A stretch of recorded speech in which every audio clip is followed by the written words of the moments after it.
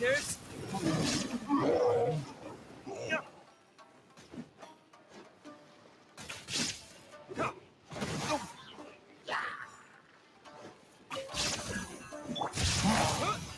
Shine down! Now you shall perish! Let the show begin. Burn!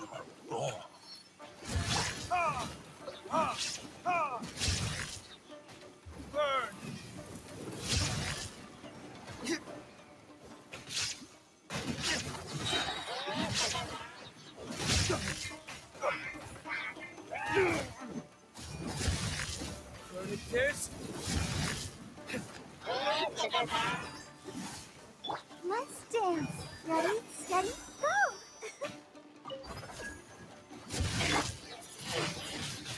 Windblade! Disappear!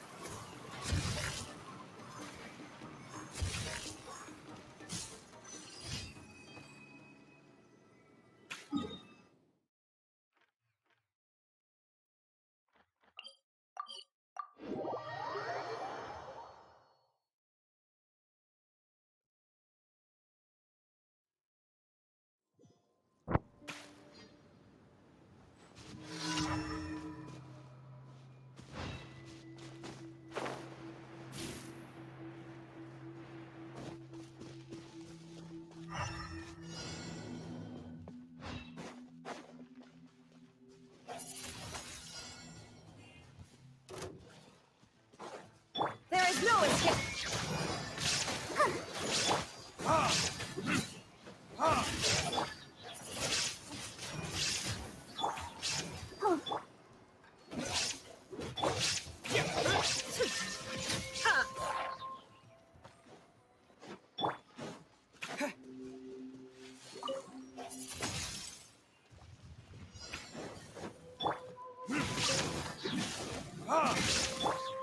With the wind!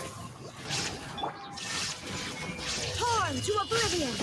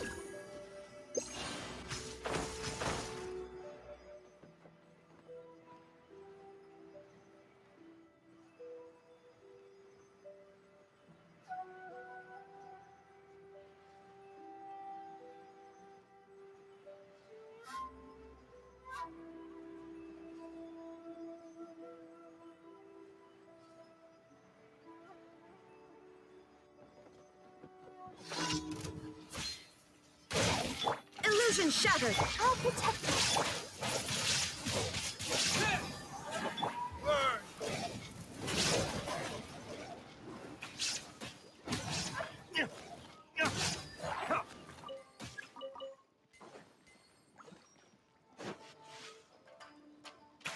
There is no escape!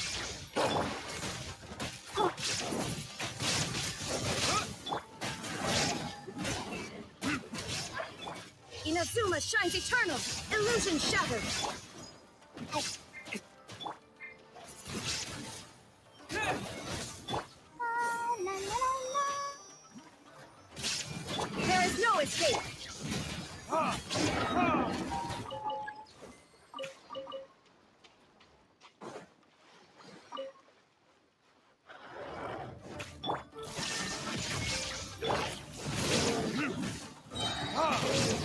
Furnace.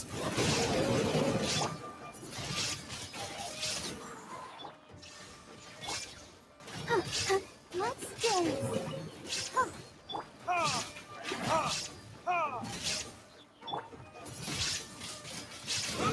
Shine down! Now you shall perish! Ha!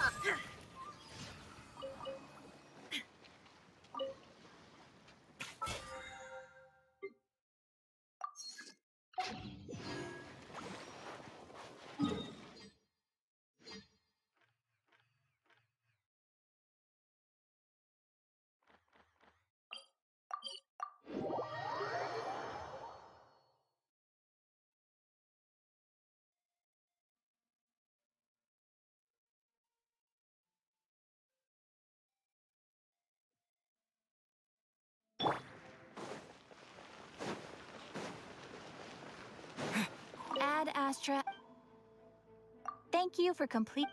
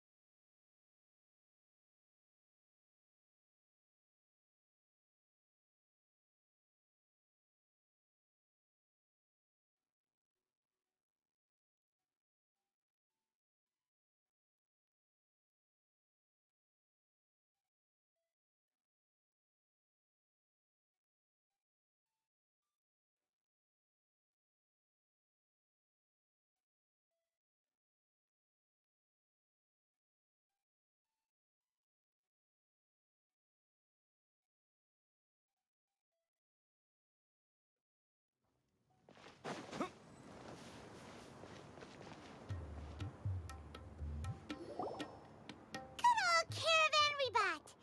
Now let Paimon think. What were we up to the first time we came here? Oh, Paimon remembers. Nahita's consciousness had been trapped by the doctor, but we followed the clues she left behind to help her. So much time has already passed since then, and it seems Sumeru's changing for the better now that Nahita's in charge, right? Paimon just hopes this peace will last a long time, and then Nahita won't have any more new problems to deal with. Yeah, guess you're right. We somehow always find ourselves right in the thick of it. Who knows what will happen next? Come to think of it, maybe it's all because of you. Maybe you're just a magnet for trouble. Huh? Me? Before Paimon ran into you, Paimon never ran into any trouble. At most, when she was super tired, Paimon got caught in some strange whirlpool and sucked out into sea. And even then, you fished Paimon out. Anyway, for Nahita's sake, maybe we should think about heading to our next destination for now. Ah, look who it is. Running into you in a place like this? I can see you two still love wandering around. Oh, it's Dia! Since when are we just wandering around? We're usually taking care of some serious business. Even though it may have nothing to do with our journey. But never mind that. What brings you here? I just finished a commission in the desert for a usual client of mine. Nothing too interesting. Just escorting a shipment of goods. I'm on my way to report back. That's when I saw you two all the way over there, chatting away. What were you two talking about anyway? Huh? You serious? Can't say I saw that coming. But you are travelers after all. I guess you'd never stay for too long in one place. Bumping into you like this will become a rarity. I'm starting to feel sad just thinking about it. Hey, how about I gather a few mercs to escort you two? What do you say? Thanks, but no need. Oh, Paimon had no clue you'd miss us so much. But Don't worry. We'll come back to see everyone when we get a chance. Sounds good. All you need to do to get to Fontaine is cross this stretch of desert and navigate some waterways. Knowing you two, I'm sure it won't be anything you can't handle. So, when are you leaving? Oh, wait a sec. Paimon just remembered there are still a few dishes in Sumeru that Paimon hasn't tried yet. Now, where's that list Paimon made?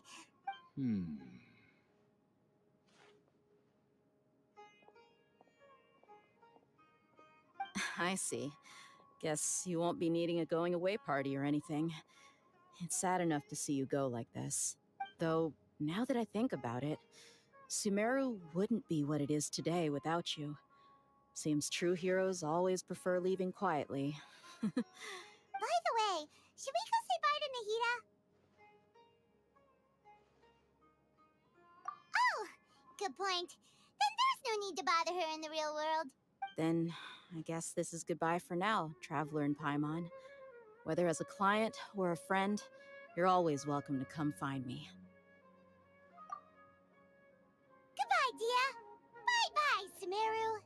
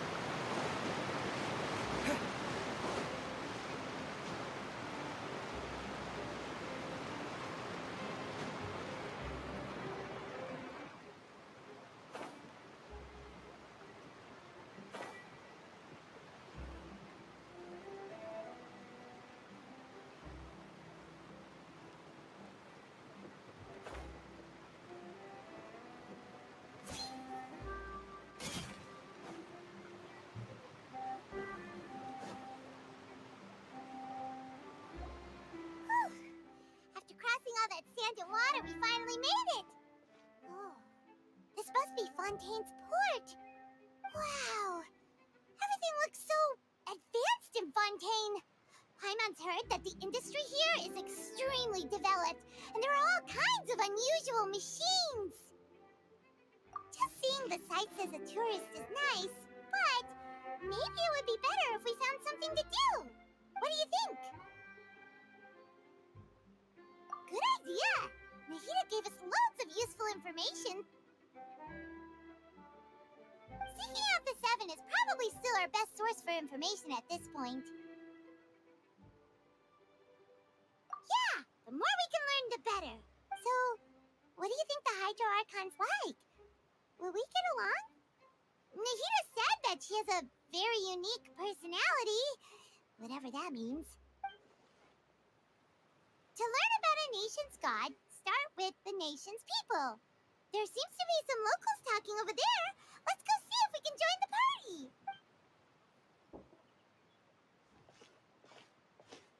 party. If you ask me, it's a tragedy how things ended for him. Clearly, he was a pretty decent person. Yeah, I didn't expect that kind of ending for him. I thought he would at least fight on a little longer for his family. I was expecting a sudden plot twist, but it's a pity that it never happened. Still, his story is quite the tearjerker. Excuse me. Can I help you two? I couldn't help but notice you standing here listening. Hi. We're travelers new to Fontaine, and we had something we wanted to ask, but you seemed to be really busy talking about some kind of play, so we didn't want to interrupt. Play? Oh, no. We're talking about something that really happened. In fact, it's a case that was just heard a few days ago. Really? Like, a real trial? But the way you were talking about it and the words you used just now made it sound like some kind of story. Well, good tales are often based on true stories, aren't they? And what you see in reality may also be someone deliberately putting on an act while harboring ulterior motives. Whether something is true or not simply isn't that important. The main thing is whether the story being acted out on the stage is splendid enough. Oh, but it looks like you're not from around here. You probably don't know that the Fontaine Court of Justice is called the Opera Epiclese, or more commonly known as just the Opera House. But, shouldn't court cases be treated a little more seriously than that? Not to question Fontaine's way of doing things. It's just that putting someone on trial is usually a very serious thing. No worries. Other visitors to Fontaine have wondered the same thing. You could say that we just don't want to waste the moving stories behind those cases. And as for your worries about whether the cases are treated with due reverence, we have the absolutely just and honorable Chief Justice Neuvillette, as well as the Oratrice Mécanique d'Analyse Cardinal, a machine created by the Archon. Between the machine and the Chief Justice, false charges and injustice are a thing of the past now. Oratrice? Is it some kind of machine, too? Oh, Paimon's curious. We should check it out if we get the chance. Wait, Paimon almost forgot to ask you our question. Do you know what we should do if we want to meet the Hydro Archon? Oh, that's easy. Just go to the Opera House. Lady Farina practically lives there. You could definitely say it's her biggest passion. Huh. I think what they mean is that they wish to speak with the Archon personally. In that case, I'm afraid it's going to be a tad more difficult. You'll have to make an appointment well in advance, and it'll depend on whether or not she has any time slots available. Huh. Is the Hydro Archon super busy taking care of official stuff? Wait, didn't you say that she's always at the Opera House? No. Lady Farina seldom takes an interest with the nation's affairs. The reason it's difficult to make an appointment is simply because she's incredibly popular. That's right. After all, she is the Archon. Though she may tend to get a little dramatic from time to time, people can't get enough of her. Huh. First time Paimon's ever heard of an Archon being described that way before. Wait! Paimon gets now! The Hydro Archon is kinda like a big celebrity here, right? Yeah, I suppose you could say that. Perhaps you could even say our mascot. Hang on. This is still Fontaine's Archon you're talking about. You should show some more respect.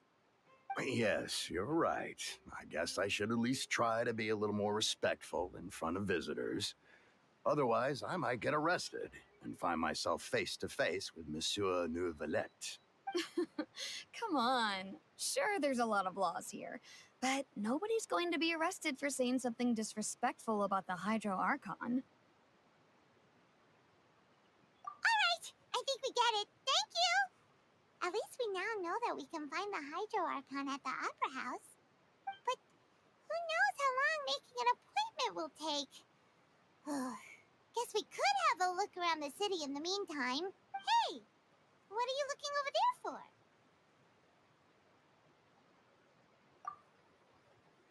Huh. Maybe something's the matter. She isn't going to jump into the water, is she? Maybe we better go check on her.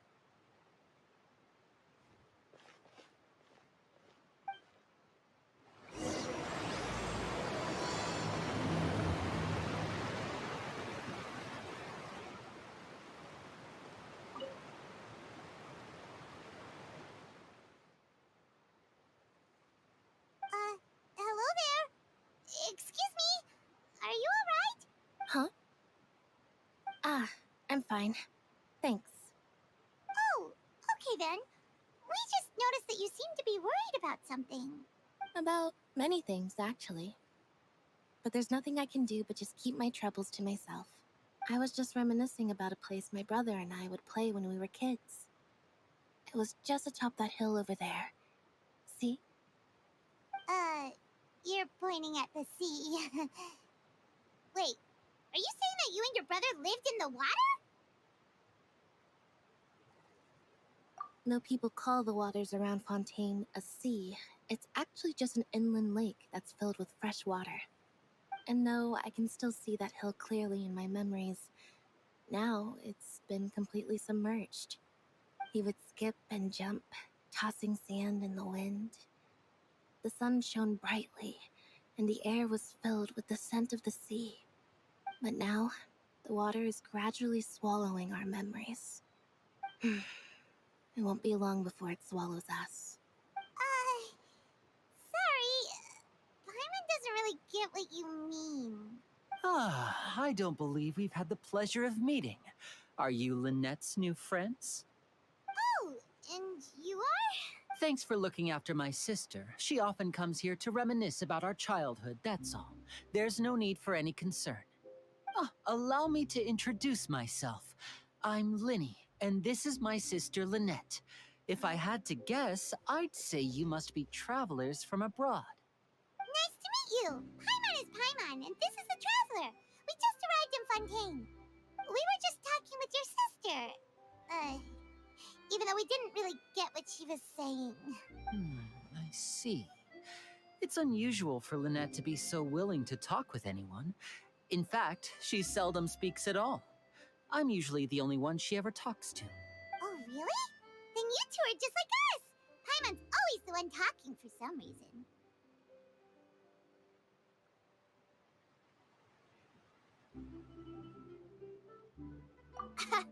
So that's how you think it is?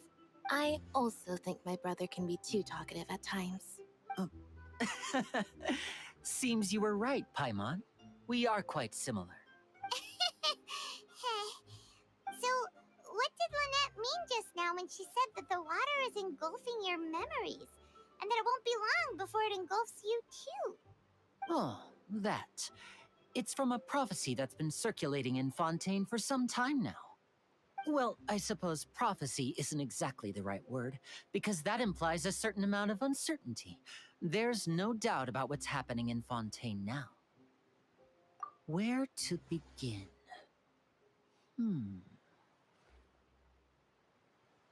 Let's put that question on hold for a moment.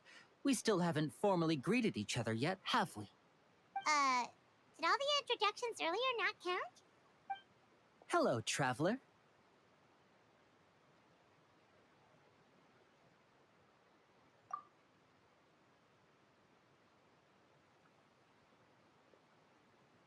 And hello, Paimon. Hey! Why didn't Paimon get a handshake? You're not poking fun at Paimon, are you? Please, don't take offense. Just consider it a sort of etiquette we have here in Fontaine when making new friends. You should remember it. It might prove useful. Oh, alright then. Well, Paimon's just happy to have a local friend now. By the way, we were just getting ready to go to the Opera House to meet the Hydro Archon. Would you be able to show us the way? So you're going to see Lady Farina? No problem at all. In fact, I was planning to go to the Opera House later myself. I'll gladly take you once I finish things here. Please, follow me.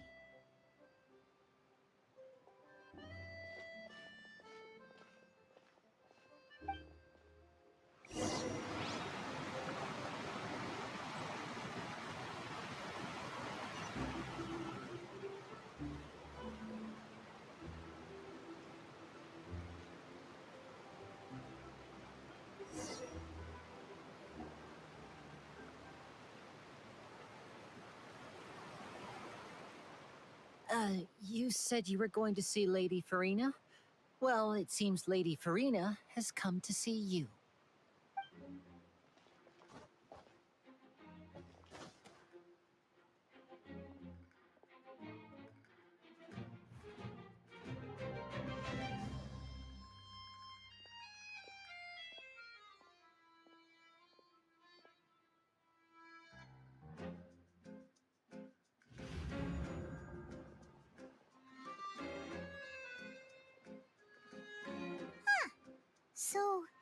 she's the Hydro Archon?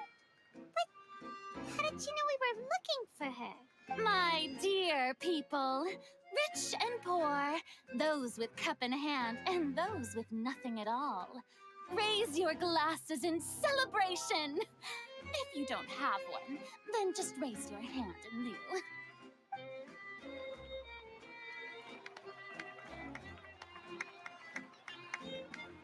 As you can all see, 2 unfamiliar travelers have arrived in our nation.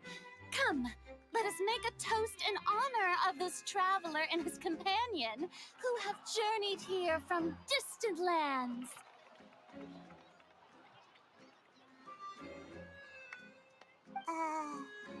Is she talking about us?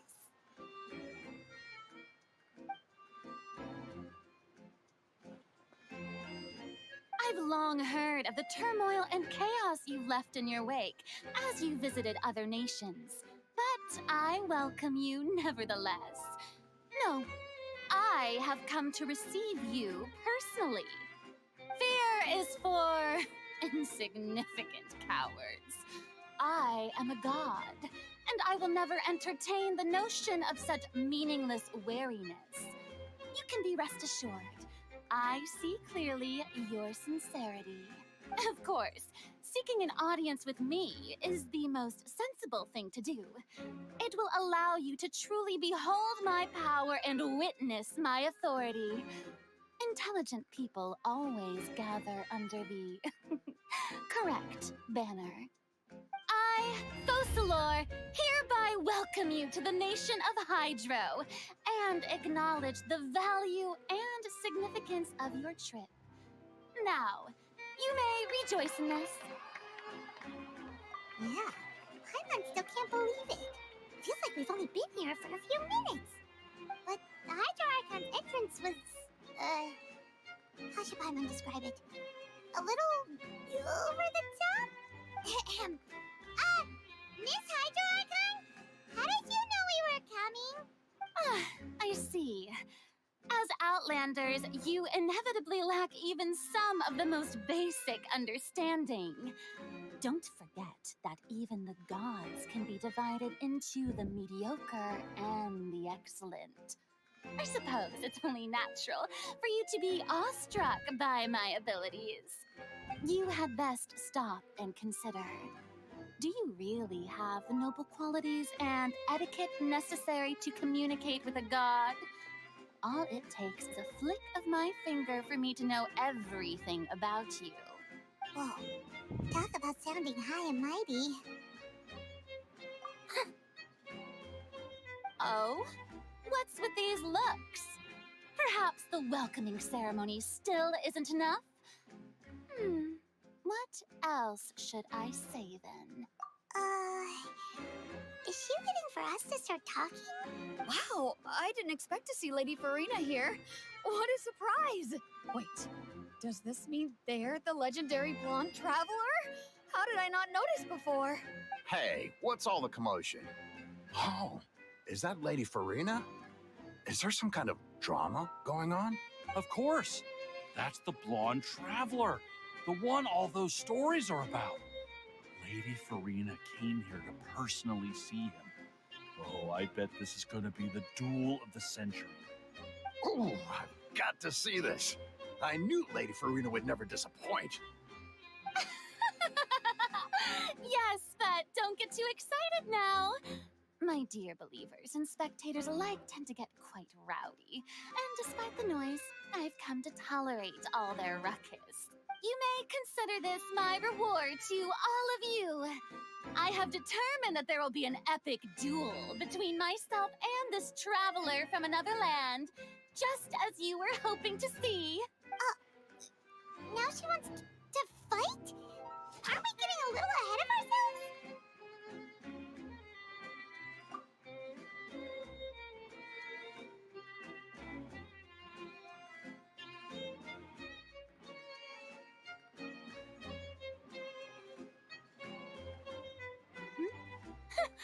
Are you not afraid? Might I remind you that this is a duel against the divine? What are you trying to do, traveler? Provoking a god in front of her people? Stand down, Clorend. I admire his bravery. Few have the courage to draw their sword against a god. He is obviously a true warrior. Unfortunately, people nowadays only crave to be thrilled, and a mere duel will not slake their thirst for excitement. Oh, yeah, she's right. Just a duel wouldn't be all that interesting. On Arrhenius, criminals are always requesting duels to defend their honor. I'm getting a bit old, to tell the truth. You see. Then, as the god of justice, I shall face this traveler in another kind of duel. A duel in court! All right! Now that'll be worth seeing! Right. This is Fontaine, after all. Such a grand opera house, it would be a pity not to use it. Why do you care so much about the crowd's reactions? Seems you've spent a little too much time in the opera house. Besides, how exactly do you plan to have a duel in court? You mean you're going to put us on trial? Oh, we have reason to put you on trial. It's obvious, isn't it? According to Fontaine law, no one is permitted to release any flying objects within Fontaine city limits during the first 3 days of each month. You are clearly guilty of violating this law, no? Oh, so that's what they've done wrong. That's our Lady Farina. No one knows the laws of Fontaine like she does. You call that obvious? What kind of law is that? Wait, flying object? You mean Paimon? Precisely! Now, if you two have no objections, then in the name of the Hydro Archon, I order your arrest. My apologies, Lady Farina. I don't mean to spoil the fun. But if you would allow me to interject, I don't think that Paimon here meets the definition of a flying object. You tell her, Linny! Finally, someone who's not crazy. How could anyone call Paimon a flying object? Ah, great magician Linny, my beloved citizen. I'll permit you to object. But how exactly do you plan to prove your claim? As a magician who just rained on your parade, I naturally should shoulder the responsibility of saving the show. So, with such an audience gathered here, allow me to perform a trick for everyone.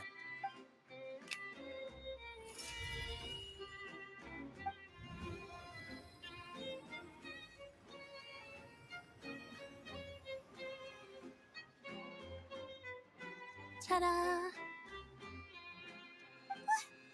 What's that on Paimon's back? Hey, when did you do that?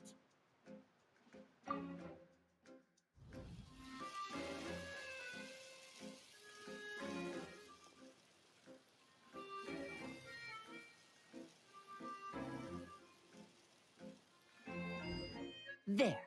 As you can all clearly see, Paimon should be classified as, well, something like a balloon. This rope has been in the traveler's hand all along. It was just that no one could see it before.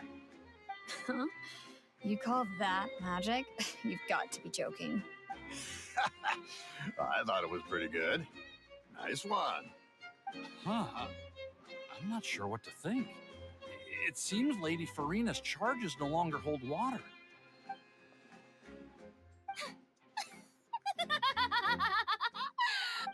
Amusing. Very amusing, Linny. Just the sort of unexpected twist that I enjoy.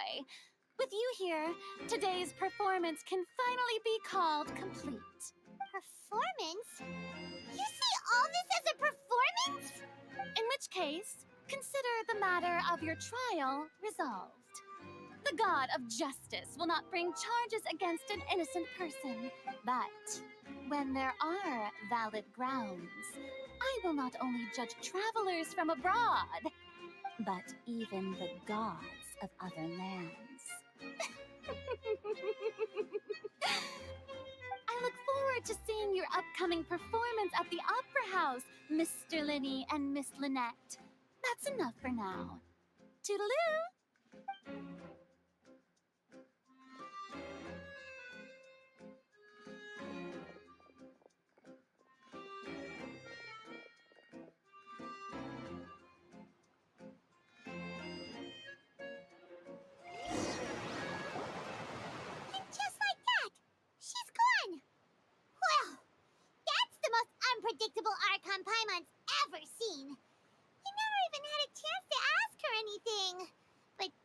problem for future Paimon.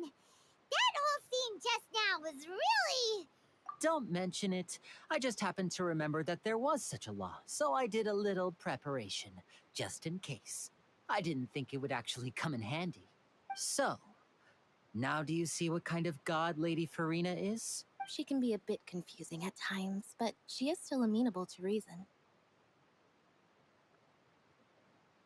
Anyway, Paimon had no idea you were a magician, Linny. It sounded like you'll be performing at the Opera House, right? I just know a few simple tricks I use to make a living. Lynette is my assistant. It will actually be my first time performing on the most prestigious stage in Fontaine, the Opera House. But isn't the Opera House where criminal trials are held in Fontaine? When there are no public trials being held, the Opera House hosts a variety of other performances. To the people of Fontaine, the line between a trial and a performance can be a little blurred. And speaking of performances, I would be remiss to forego this opportunity gifted by fate. Might I invite the two of you to see my performance? My brother's always excited to make new friends. Oh, sure. We don't really have anything to do now, and we wanted to go to the Opera House anyway. Splendid. In that case, why don't we go together? I'll show you the way. I just have something to take care of first. Oh, you really mean it? Then I'll take you up on your offer. This is a magical item known as a magic pocket. Perhaps you can help me distribute them to the people here. Huh? What are they going to use it for? About that... You asked me before about the prophecy, right? Let me start by telling you a little more about what it entails. I'm not sure exactly when it began, but a prophecy has been circulating around Fontaine. It says that every person in Fontaine is born with sin. No matter how the nation of justice holds trial after trial, this sin cannot be absolved. Until one day, the water levels in Fontaine will rise, and the sinful people will slowly be drowned. In the end, the people will all be dissolved into the waters, and only the Hydro Archon will remain, weeping on her throne. Only then will the sins of the people of Fontaine be washed away. That sounds pretty gloomy. Why are people in Fontaine born with sin? What is that supposed to mean? There are lots of guesses. Some say that the ancestors of Fontaine stole the power of the seas and stirred its wrath. Others say that the people of Fontaine never heeded the first Hydro Archon's warnings and offended Celestia. But here in Fontaine, evidence is what matters. There hasn't been concrete evidence for any of these claims, so they can only be regarded as conjecture. If even the people in Fontaine don't know what sin they committed, wouldn't it be better just to ignore the prophecy completely? Why bother feeling guilty all the time? That's exactly what the people did at first. But in the last few years, the water levels in Fontaine have actually started rising.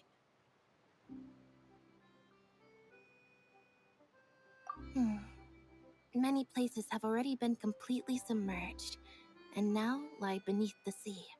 Many people carry on with their lives as before and shrug it off as a natural phenomenon. But my family and I think that the people of Fontaine shouldn't ignore the possibility, which would end up sentencing them to death. We hope that at least the people who reside near the waterfront can move away before it's too late. So, we've started distributing magic pockets to them. As a magical item, these magic pockets have astonishing capacity. I'm sure they will come in handy when people are moving their belongings. Oh, Paimon gets it! It's like preparing for a rainy day! But this is more than a bit of rain.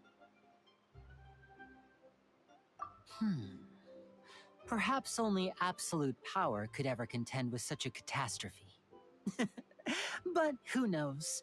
We're just tiny specks in the grand scheme of things. Now, if you'd like to help, then please give these magic pockets to anyone nearby. Be sure to convince them to take it, regardless of what they say.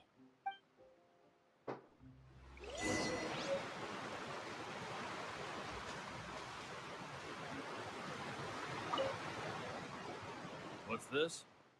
So you also believe in the prophecy. Keep it. I won't have any use for it. What? You mean you don't believe in the prophecy? No, I believe in the prophecy. But I also believe in another story. The story says that people once lived in the ocean. They were one with the ocean and couldn't live apart from it. But as time wore on, people desired to live on land and developed blood vessels, encapsulating the sea within their bodies. Thus could people set foot on land. So, if you ask me, when the water rises and takes us all, it'll be like we're going home. Oh, we hadn't heard that one before. But people can't live underwater. They'll die. You should probably still take it. All right, I'll take it. I guess I just feel that being dissolved into the water doesn't necessarily mean death.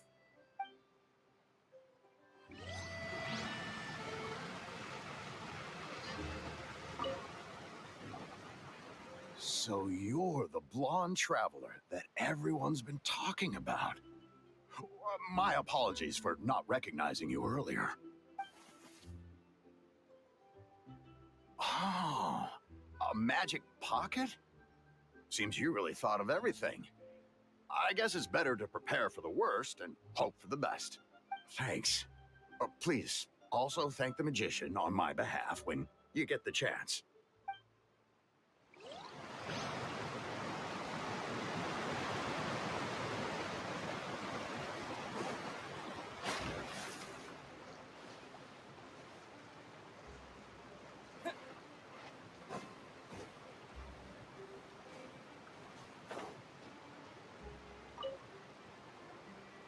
Huh?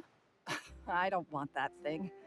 Way I see it, if the prophecy's true, it's still gonna be a long time before the water can cover everything. Life is all about living in the moment. What use is there in worrying about the future all the time? We'll cross that bridge when we get to it. You should still take it. You never know when it'll come in handy. Oh, all right, fine. Thanks. It's just that if I start moving, that means I've already given up on the life I have now. I'd really rather not.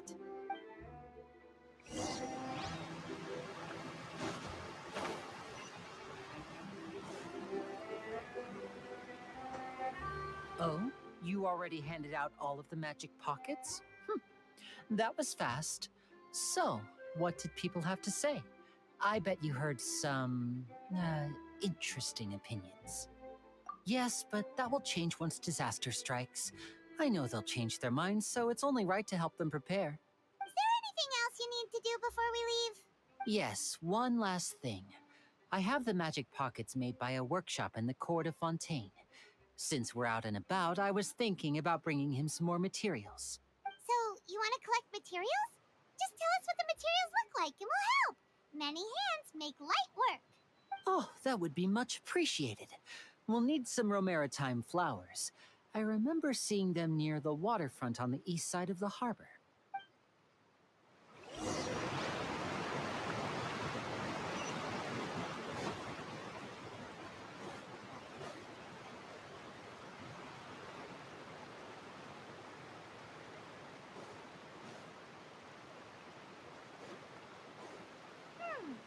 It seems we have to use hydro to collect romaritime flowers.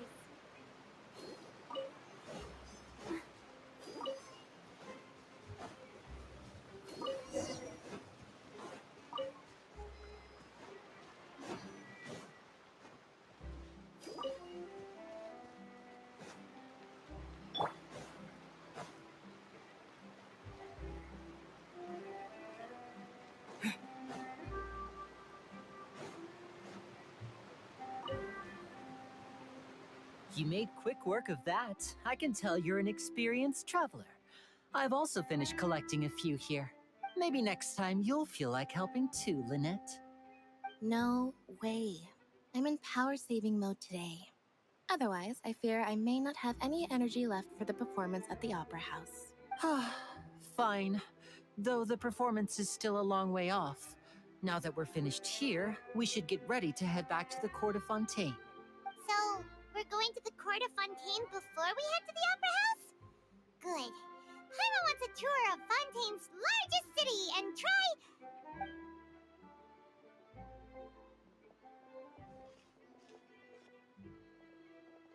Wait, shh. Have you noticed that person over there? The young girl. Huh? What's wrong with her? Paimon didn't notice anything.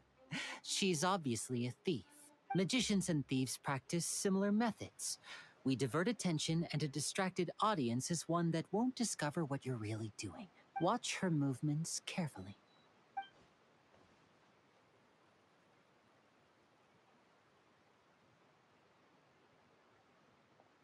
Oh, he's right! Shh, keep your voice down. We need to think of a way to catch her, but it seems she's very alert. Perhaps we should split up.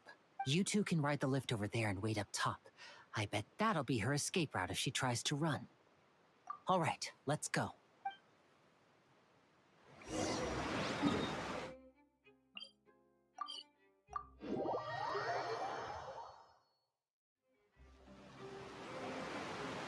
This is the spot where Linny wanted us to wait. Oh, look! Isn't that her?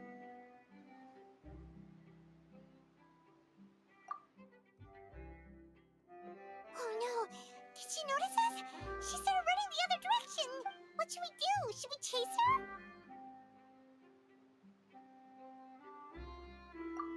You're right. She might also be trying to lure us away.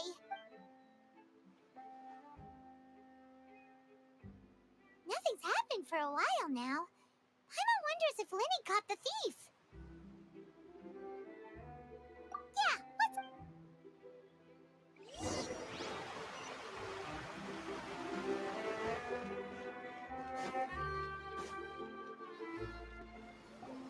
Are you sure that's all she took? You should check to make sure you're not missing anything else. No, that was all. Oh, I can't thank you enough. I didn't notice a thing earlier. Anyway, I should be going now. Thanks again. Oh, were you returning what the thief had stolen? That's right. Pity I wasn't able to catch her. She distracted me by dropping the thing she stole on the ground. By the time I looked back, she was already gone. I saw the general direction she went, but Linny twisted his ankle, and I needed to make sure he was okay. Oh, did you get hurt, Linny? I'll be all right. It's just a twisted ankle, that's all. In fact, it's feeling better already. If you want to play at being a hero, at least try not to get hurt doing it. Imagine what would happen if you managed to derail our performance as a result. You're right, you're right. Sorry, Lynette. I have to admit that the thief was even more skilled than I had anticipated. But at least we were able to get the stolen items back, so it wasn't a complete failure. What a slippery little thief. Guess things turned out all right in the end, though. Linny's initiative paid off. All right, let's put this little detour behind us. We should go to the court of Fontaine now.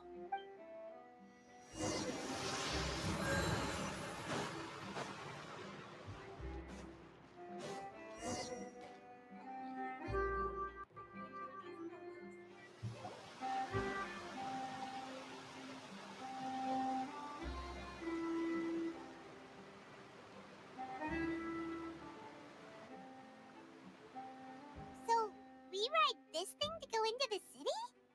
What an ingenious way to get around. People in Fontaine really know how to use water. This is an aquabus. It allows people to travel between several key locations around Fontaine. It's pretty convenient, but the ride can become a little dull after a while. The scenery is always the same. That's why it's better to travel with friends. So you mean it's still boring even when I'm riding with you? No, that's not what I meant. It's just that, well, you don't really talk that much. Besides, it doesn't really feel like a real trip when it's just the two of us. It's the same as being at home. Whatever. Guess that's what it's like to be an older brother. It's about time for us to leave. Let's get on board.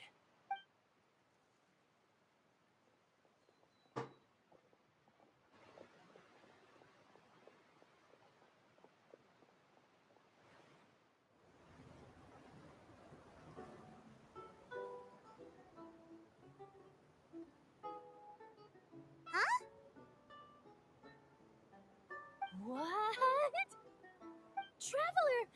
Paimon! Charlotte! Oh, I'd never guessed I'd bump into you all riding the Aquabus. In the story of my life, this is big news. What are you doing in Fontaine? I didn't hear anything about you paying us a visit.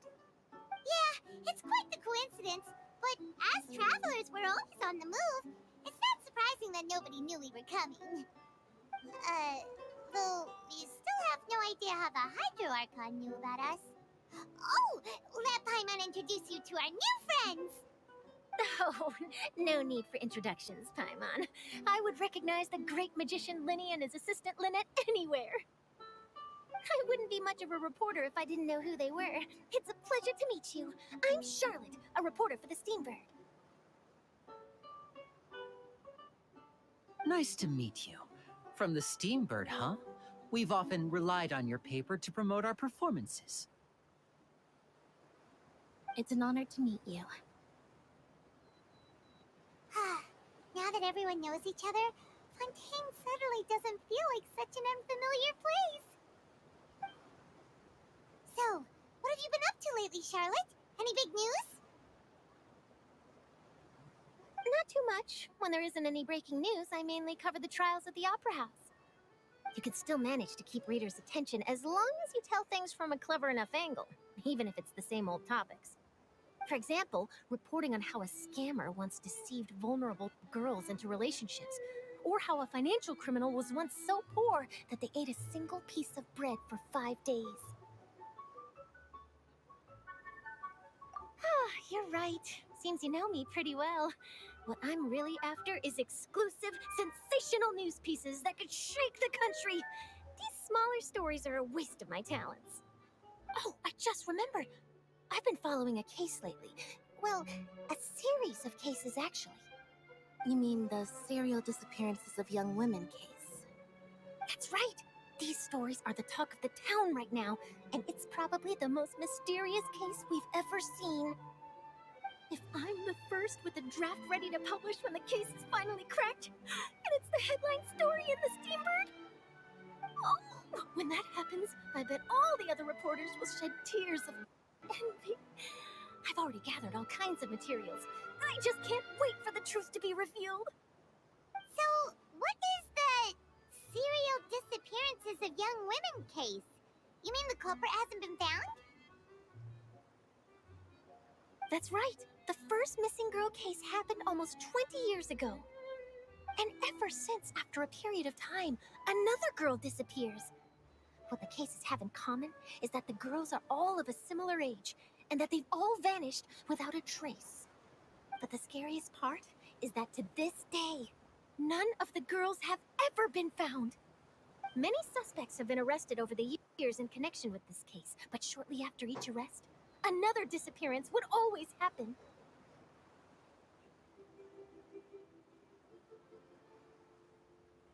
Yes, it's possible. But either way, I believe that every case has some precise truth behind it, waiting to be exposed. Yes, I agree. And at the very least, the family of those missing girls deserves some sort of explanation. I just imagined for a second what I would do if Lynette were to suddenly disappear. I'd pay any price to get her back, and then find a way to track down the culprit. Please don't imagine that, Linny.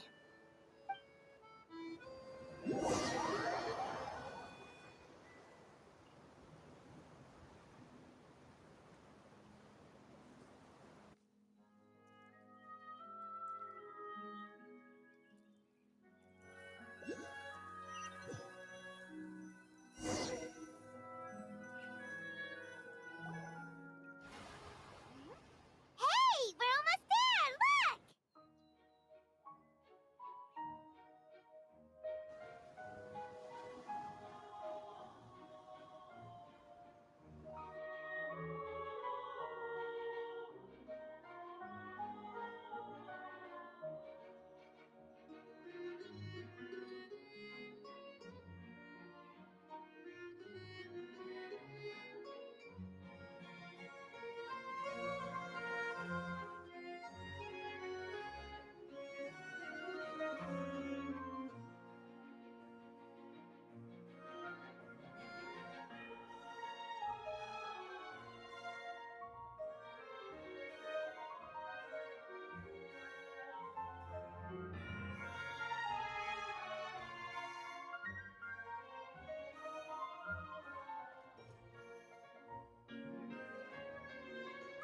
Well, I really enjoyed chatting with you. Life should be full of pleasant little surprises like this.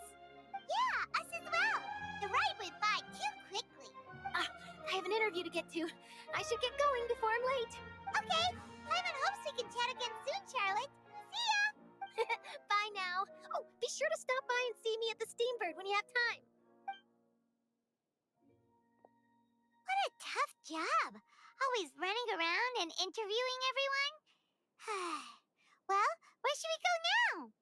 If you don't mind, how about we stop by my home first? Besides, I still have all the materials we collected. Sure, we wouldn't mind at all. This city is so huge, Paimon wouldn't know where to start anyway.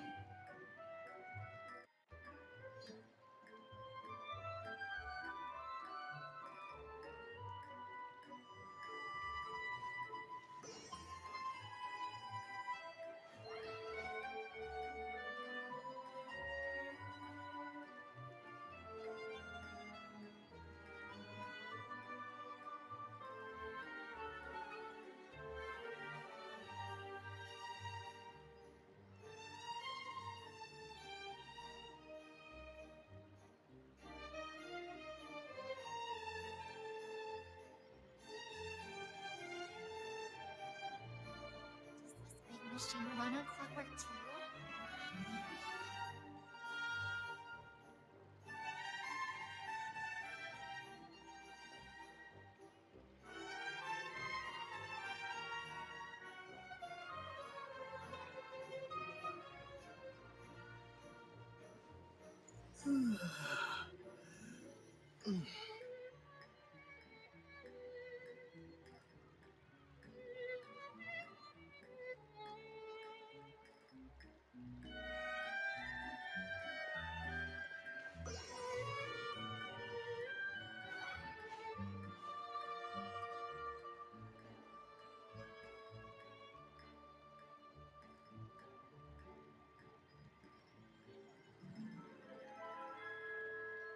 this big machine run on clockwork too? Does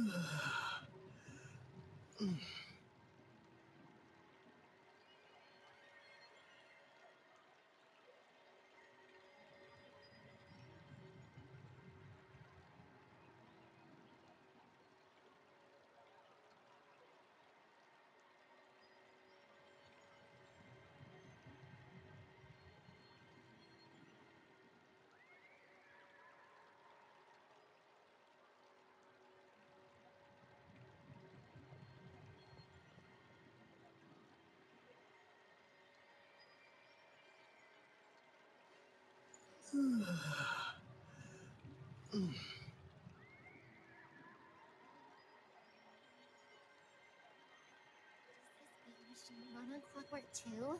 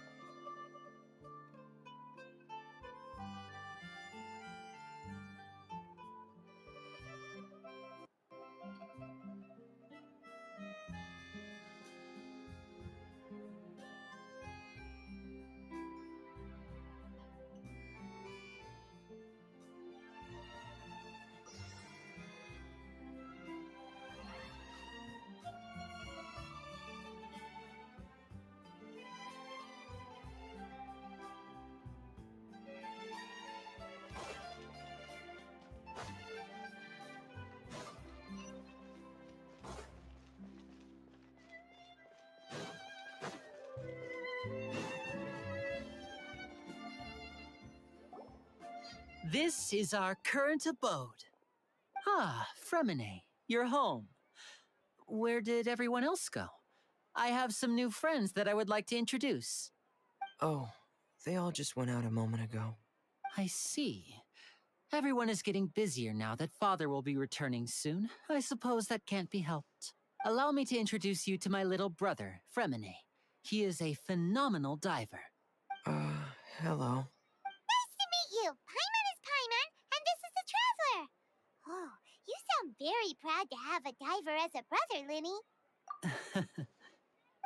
Linny, could you come here for a moment? What is it, Fremine? Do you have something to tell me?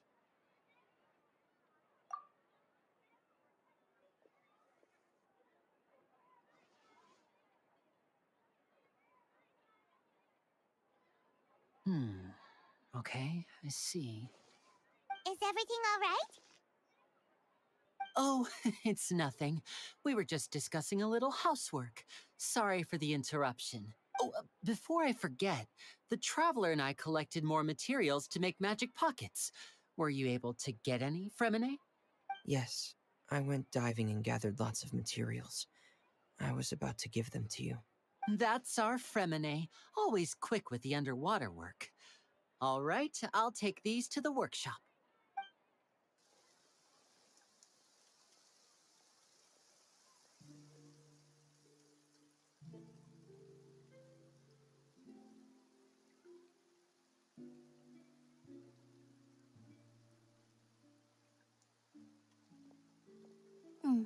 Looks like rain. Oh, you're right. But wasn't it clear and sunny just a moment ago? Fontaine's weather sure is weird. I'm afraid that's just how it is here. It often rains on days where there are trials being held in the Opera House, but don't worry, it'll clear up soon enough. What's wrong, Fremine? There's a legend about the rain that I tend to believe. It's said that a dragon of water once resided in Fontaine. Though we don't know where the dragon went, every time it weeps, the skies will cloud up and pour out rain. When I was a child, my mother told me that if I wanted to go outside and play, I should yell toward the sky at the top of my lungs. Hydro Dragon! Hydro Dragon! Don't cry! If it's an elemental dragon, then having the power to make it rain wouldn't be very unusual. Let Paimon try something. Hydro Dragon, don't cry!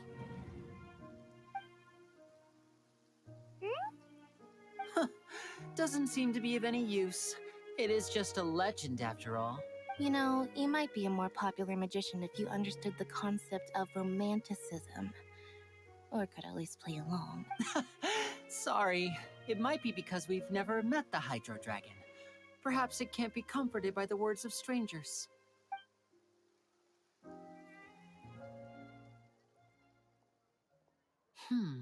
It rained for longer than I suspected. Oh, it's already getting late.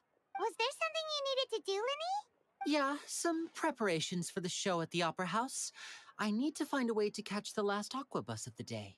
On the day of the performance, just ride the aqua bus to the island of Aeneas.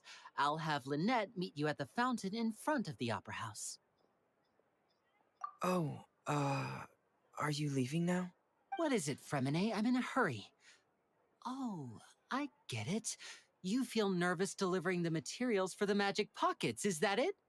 Perhaps we could trouble the Traveler to help us take these materials to the Beaumont workshop and deliver them to the owner there? I'm afraid that Fremine can be quite introverted, and the boss there tends to be pretty talkative. Fremine has always been a little afraid of her. No trouble at all. Don't worry, we're on the case. Sorry for the inconvenience. I'm quite useless when it comes to such tasks.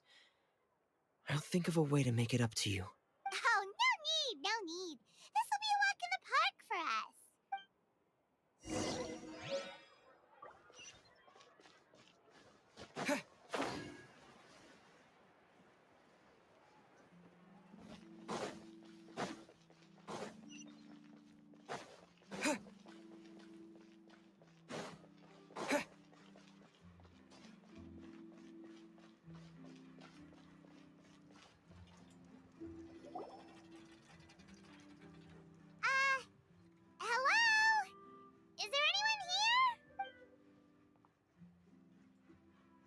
Oh, hello there.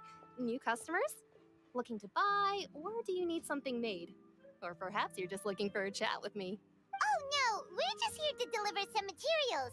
Here they are. They're for making... what were they called again? Ah, these must be for Magic Pockets. I could tell right away. I've already made several orders worth now.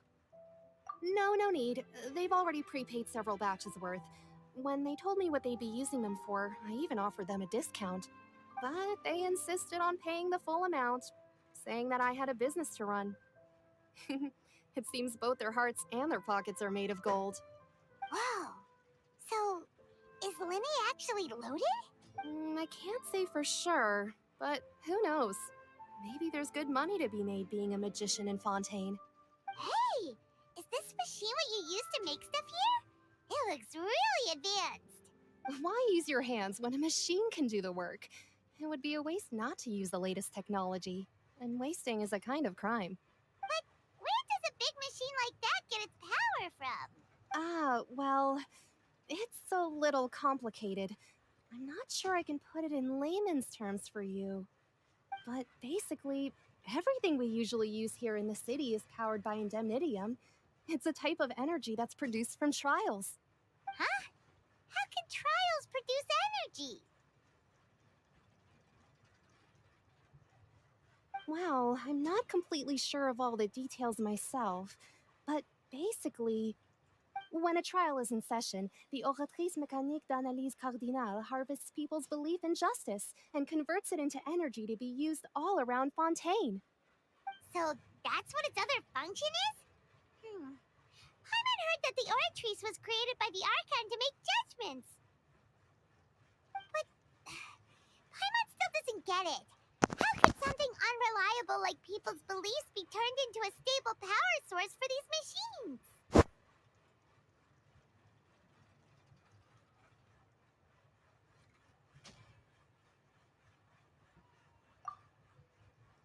Oh, yeah! So that means the Hydro Archon relies on the machine to take the energy created by belief and turn it into power for all of Fontaine, right? Even though I've never heard anyone really put it that way before, it sounds like it makes sense. Besides indemnitium, we have another type of energy called pneumosia. It isn't produced by the power of the Archon, but it is unstable by nature. Even now, it still cannot be widely used by civilians. I thought I'd find you hard at work, but here you are chatting the day away. Since you're already talking, I'm sure you wouldn't mind a few words with me. You again? Didn't I already promise you that I'd have the more I owe to Confrérie of Cabriere by next month? Why are you hounding me now? Yeah, but how do we know that you won't go running off by the end of this month? I want 50% today. Wait, no, 70%. Huh? You... Seems business isn't so great for the workshop. We've already finished our job and delivered the materials. Maybe now's a good time to leave? Hey, hold on. Before you go around trying to collect payments, why don't you settle your own debts first? If Confrérie of Cabriere wants to poach clients from Northland Bank, that's fine. But I'm afraid you still owe the bank a hefty sum of mora.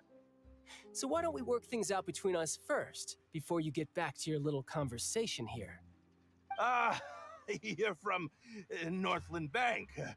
But we said we'll pay everything we owe next month. Why are you hounding me now? Traveler, Paimon! I didn't think I'd run into you here in Fontaine. What are the chances? We're surprised to see you too. What are you doing here in Fontaine? You didn't want to stay in Snezhnaya? Long story short, I've already been in Fontaine for some time now, and honestly, things have been pretty boring. But it seems that fate brought our paths together today. Not only will I have some good friends here now, but ones who always seem to find trouble. Either way you look at it, it seems things are going to get a lot more interesting now. Pretty sure we'd want to avoid anything that you'd find interesting. Besides, our trip here has gone pretty well so far. Right, Traveler?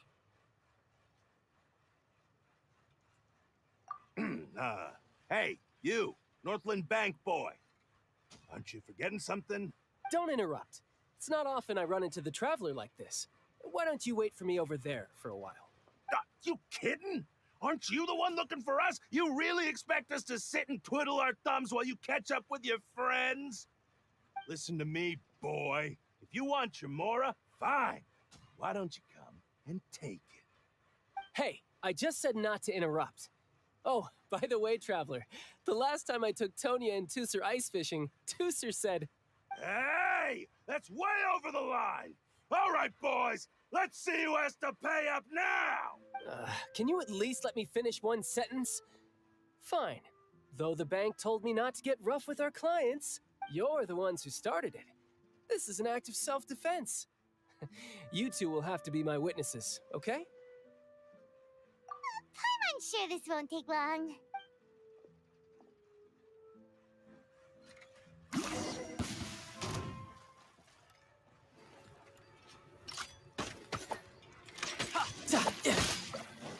Shouldn't let your guard down.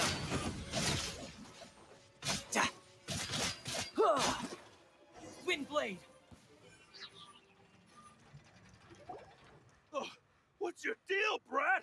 How are you so strong if you're just a staffer from Snezhnaya's Northland Bank? Wait, don't tell me you're... Oh, now you notice. It's a little late, don't you think? Just make sure you understand that you don't mess with Northland Bank. Got it?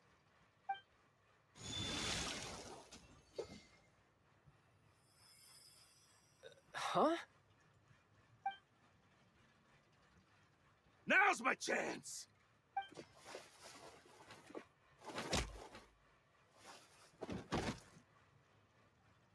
Huh. That was weird.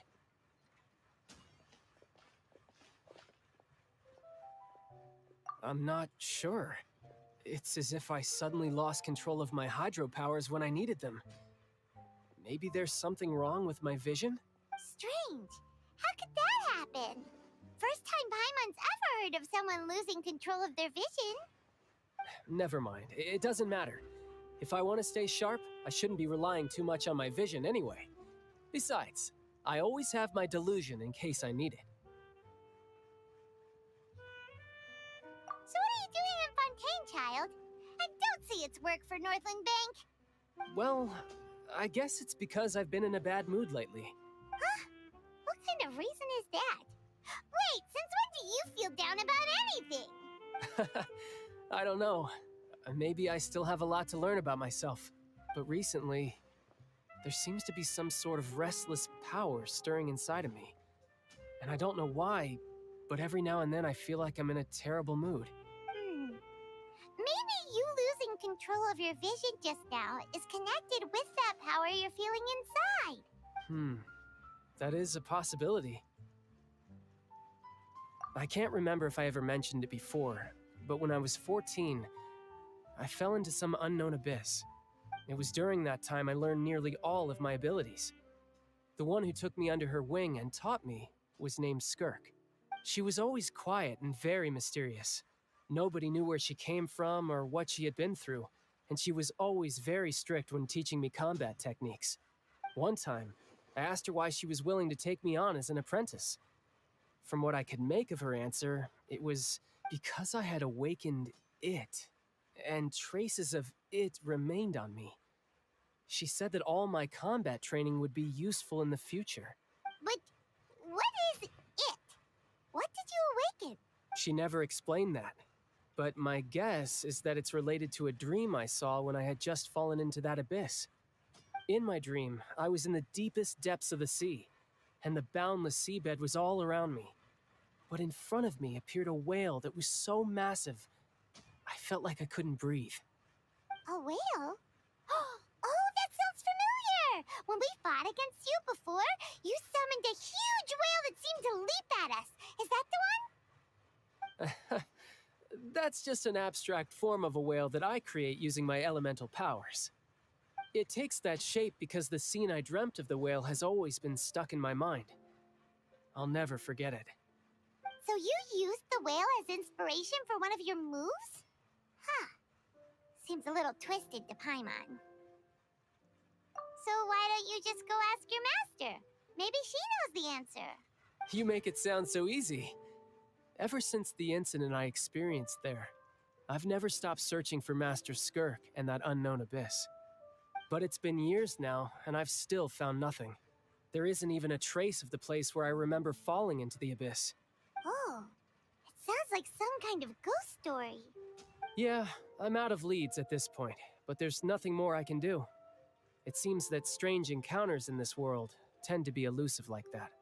Oh, seems the time really flies when I'm talking with you. I just remembered I have somewhere else I need to be, so I should get going. What? More work for the Northland Bank? And no, it's more of a personal appointment. Lately, I've been sparring with some of Fontaine's official champion duelists whenever I'm feeling bored. Official champion duelists? You mean it's their job to duel? Yep, in Fontaine, before a criminal goes to court, they're given one chance to defend their honor by requesting a duel with an official champion duelist. The champion duelists are all-powerful fighters selected from among the nation's best, and the duel itself is a no-holds-barred fight with no specified stopping point. So engaging in such a duel is regarded as a symbol of defending your honor. If a criminal manages to win the duel, they'll be acquitted. But if they lose, they'll have no choice but to stand trial.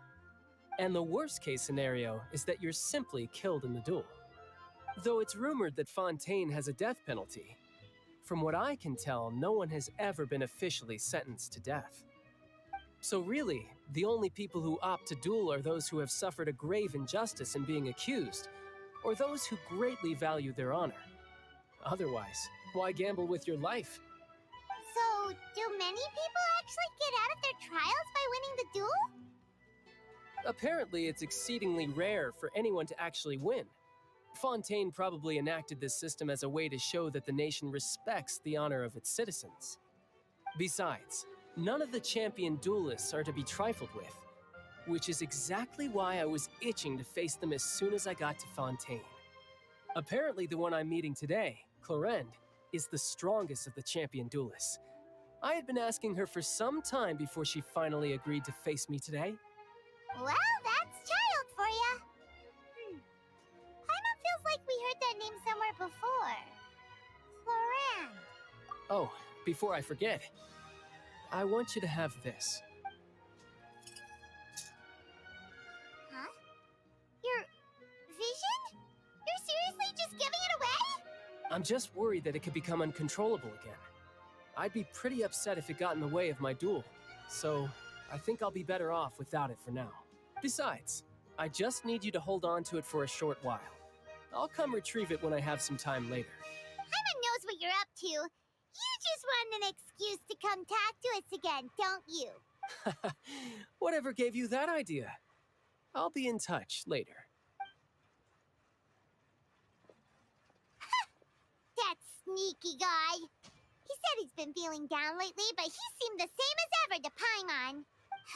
Well, since we don't have much to do for now, we might as well walk around and see the city before Lenny's performance.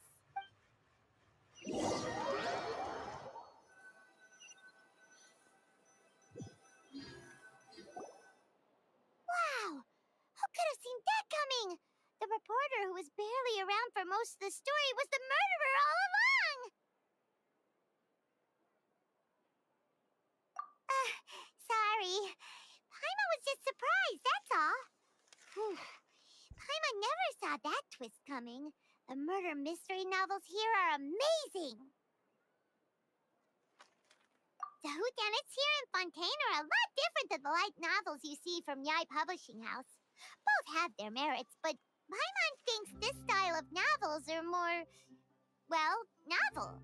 It's so exciting to reach the moment when the mystery is uncovered, especially in the one Paimon was just reading. You should buy a copy and read it too. Oh, sorry about that. Paimon will be more careful next time. Hey, shouldn't we be heading to the Opera House to see Lenny's performance soon? It's almost time for the show to start, so we should get going. Lenny said that the Opera House is on Aranias, so let's go ride the Aqua Bus!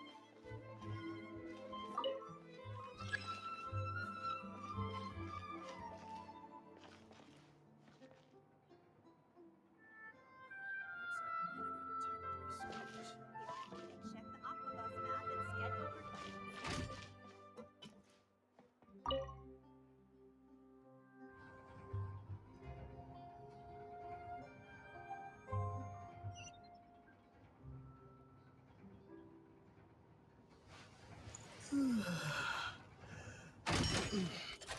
the court of Fontaine. Please watch your step.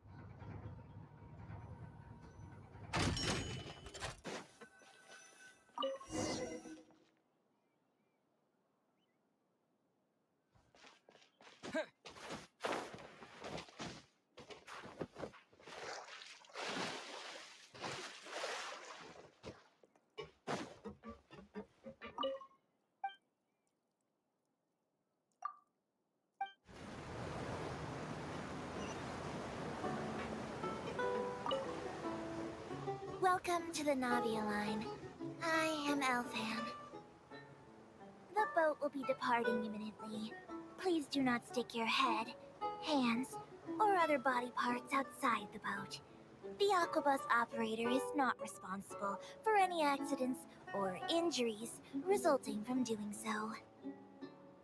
Also, please remember to buy the Steambird, though I don't read it myself.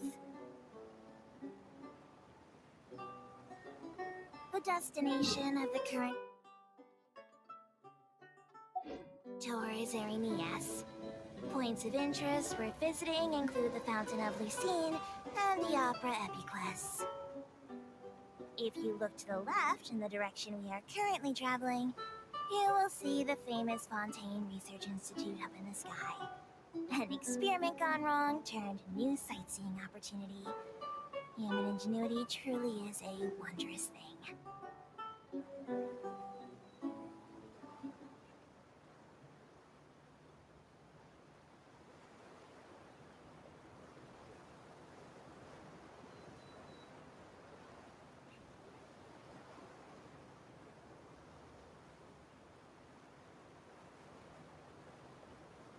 We are now approaching our final destination.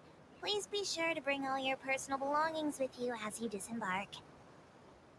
Even though I will take any forgotten items to the lost and found, the paperwork is rather annoying, as Melusine hands are not suitable for grasping pens.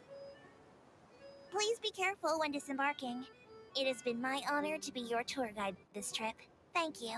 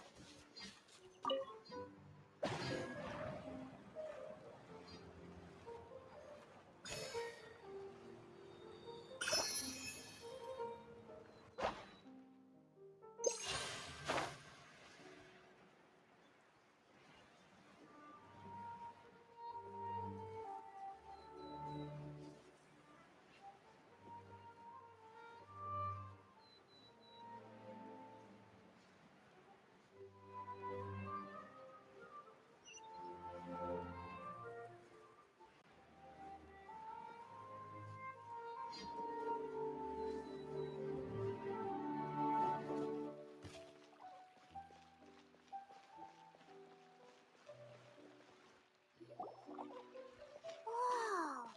Now this is fancy! The Opera Epiclese. What a place to hold a performance! No wonder Linny and Lynette were looking forward to it. Huh. Looks like there's a lot of people standing around the fountain up ahead. Oh, Archon, please bless us with a bright and healthy child. We pray. I don't know why you always feel the need to ask so much. I'll be happy as long as our child is healthy and lives a peaceful life. I guess if they're our kid, then there's no doubt they'll turn out smart. Maybe this is one of the customs in Fontaine. There sure are a lot of couples here. Vache.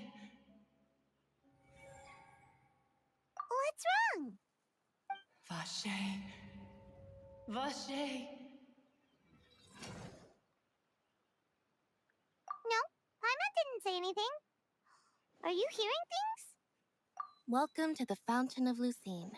All the water flowing through Fontaine converges here. It's customary for newlyweds to come here and wish for children. Lynette! You scared Paimon! When did you get here? Lenny asked me to wait here for you, remember? Right. What do you mean?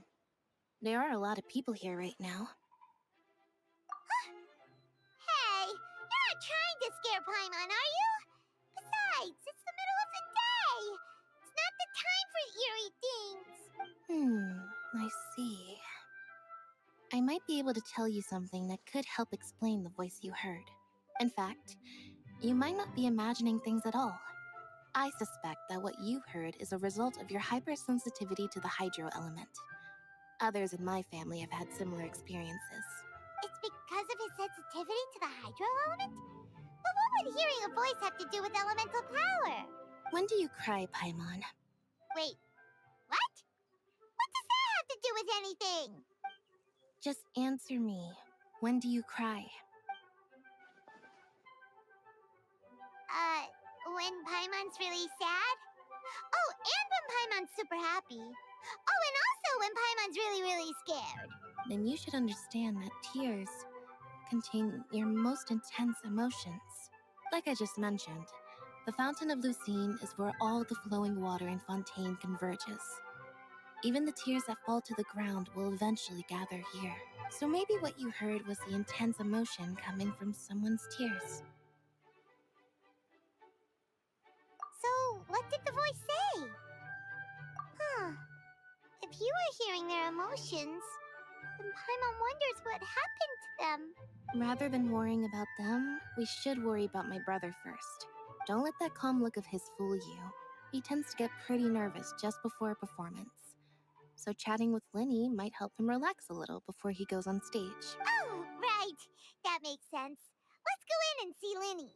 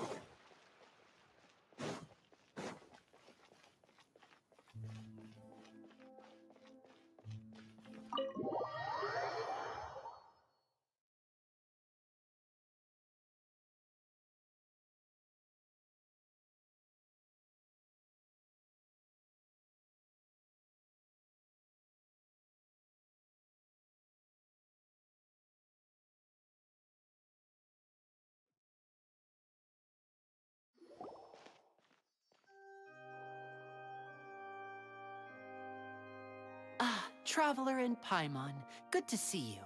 I knew you two would come. Are you kidding? We wouldn't miss it for the world. We've been looking forward to it. I can tell, judging by how early you've arrived. But you're actually right on time. The audience still hasn't started entering the venue yet, which means now is the perfect chance for us to take you to the best seats in the house. Wait just a moment. I'll fetch the tickets.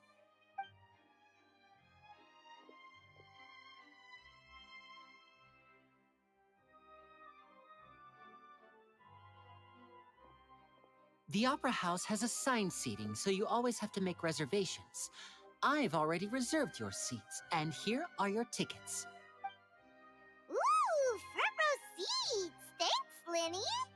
Don't mention it. There's no need to keep thanking me. Hey, Lenny, could you come over here and take a look at this? Oh, I'll be right there. Seems there's an issue with the stage props over there. That's Cal, my assistant, calling me.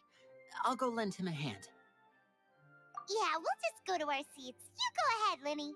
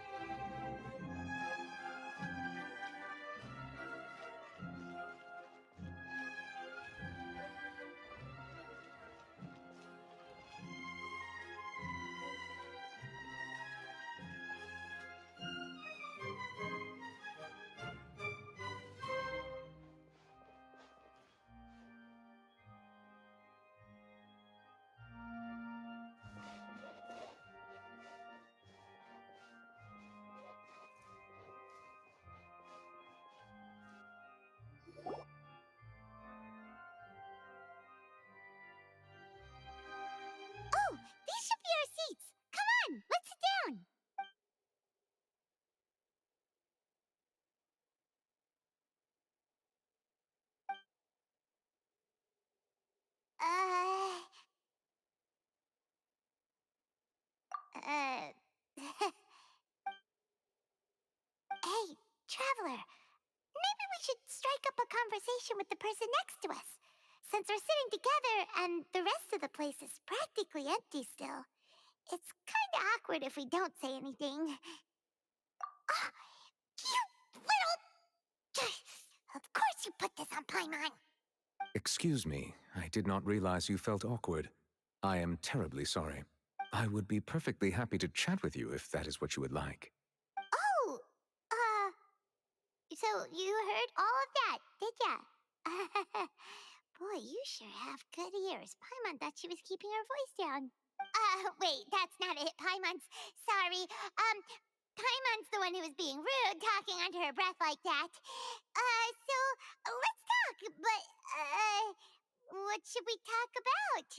Oh, Paimon's got it. You're also here early and sitting in the front. Are you a friend of Linny's too? A friend, you say? Well, if Mr. Linney would like to be my friend, I would be more than happy to reciprocate.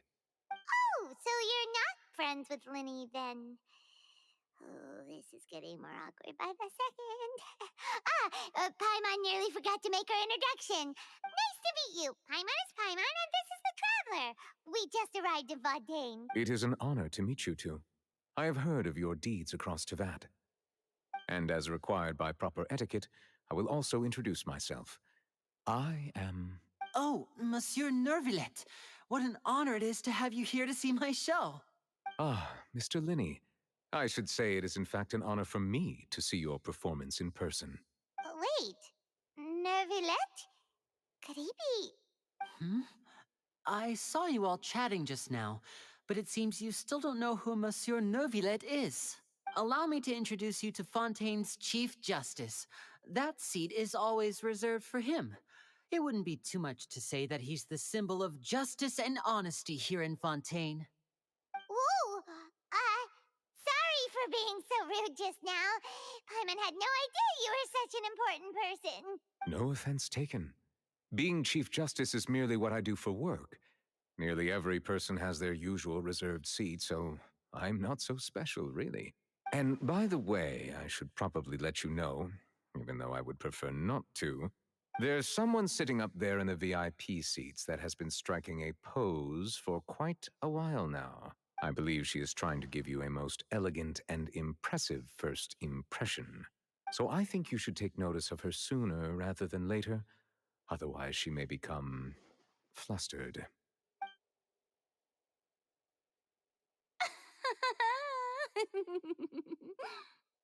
Huh? Oh, it's Farina, the Hydro Archon. Huh. She sure has a smug and satisfied look on her face. Guess she has no idea that you saw right through her act. Very good. That is for the best. No need to pay her any more attention. We may now enjoy the show. Huh? So is this what things are like between the Chief Justice and the Hydro Archon? All right, please wait just a moment longer. I've pretty much finished my preparations, and the performance will start as soon as the audience has made their way to their seats. Yay! The show's finally about to start! Paimon can hardly wait! Paimon's never seen a real live magic show before!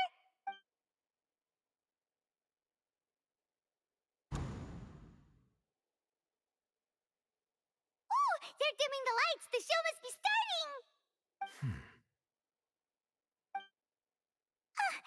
Sorry. Paimon will try to stay quiet. Welcome, one and all, to the Opera Epiclese. I am the star of today's show, Linny. And over here is my sister, Lynette, who will be working as my wonderful assistant. Please, let's give her a warm welcome. Hello, everyone. I know she may seem to be a little sleepy right now, but that's just a sign that she's nervous. Whatever. Now, some of you may be thinking, two vision holders who can freely manipulate elemental powers performing magic is not true magic at all. So, I would like to take a moment to assure you that elemental powers will have nothing to do with what you will witness on the stage today.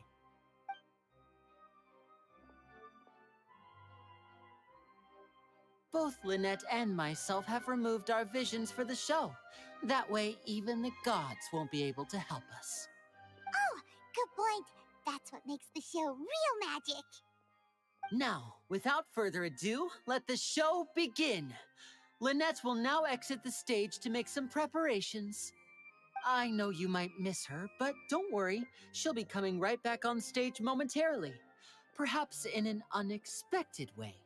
I'm sure she'll be stealing the spotlight soon enough. Oh, and before I forget, there's one more thing I should say. You never know what can happen in the blink of an eye.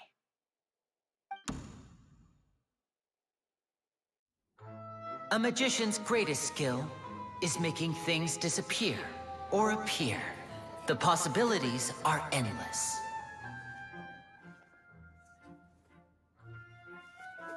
Huh?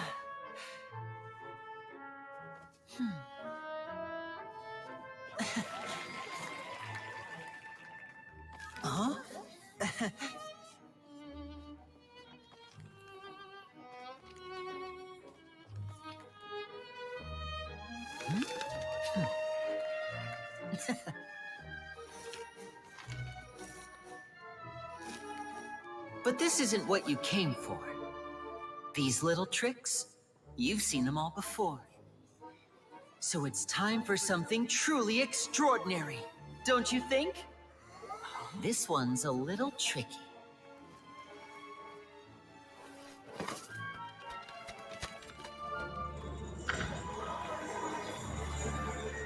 Using this water tank, I shall make my sister vanish completely, right before your very eyes.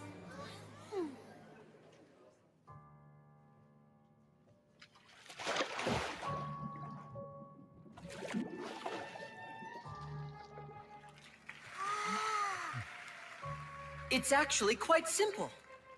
She'll just turn into air bubbles and float right out of the top.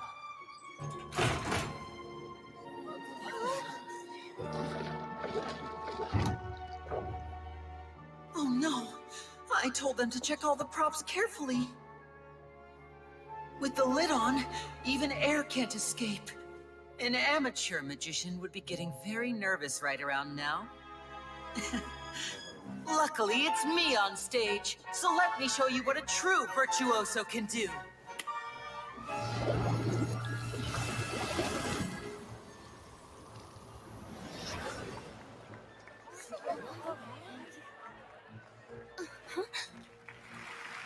Lynette, are you still there? Don't go too far. We don't want to use up all our magic. Hi, I'm back. Uh-huh.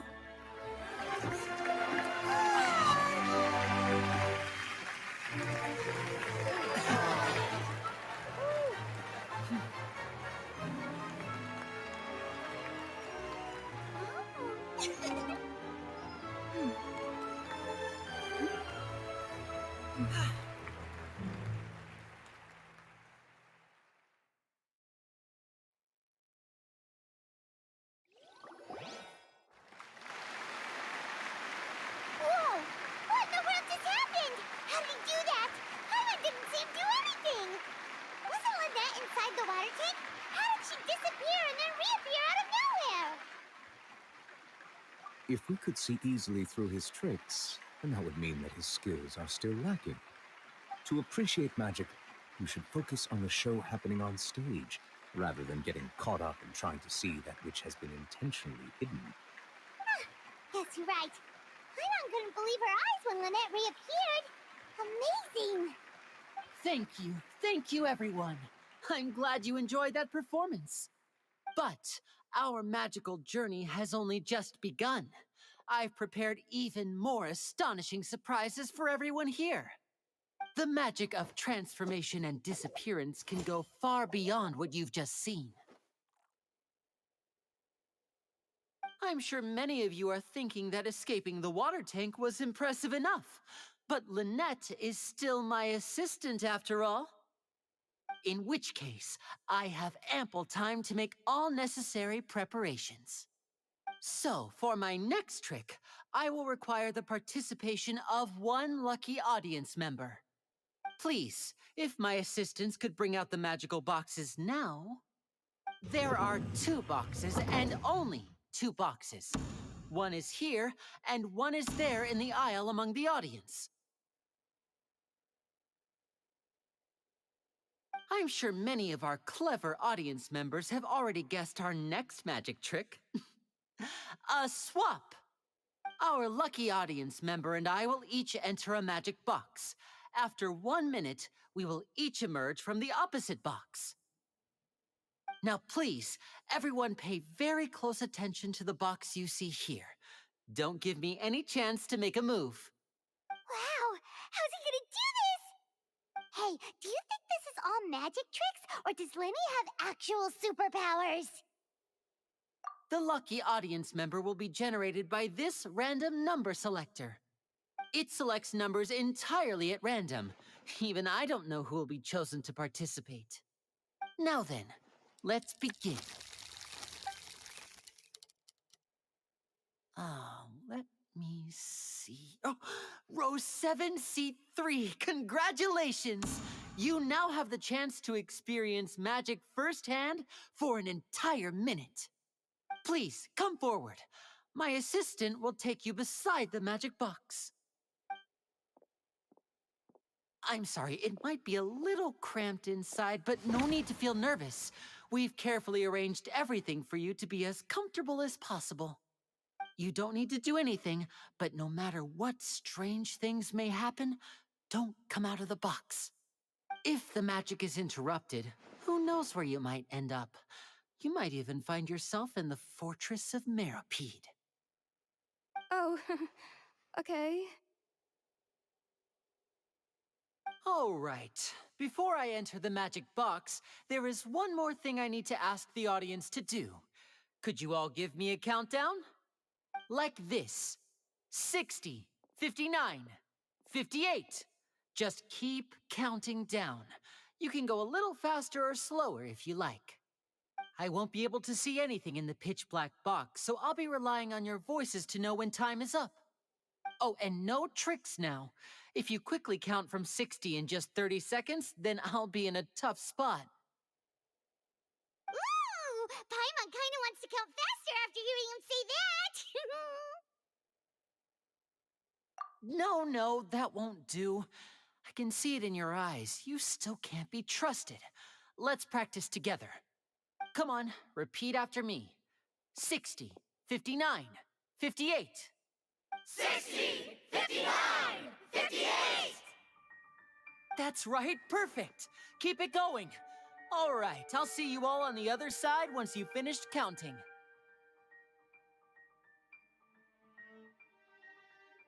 54, 53, 52?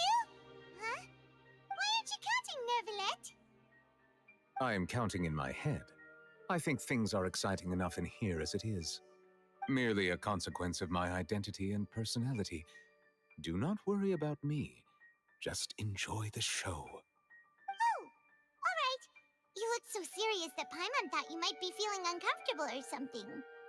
40, 39, 38!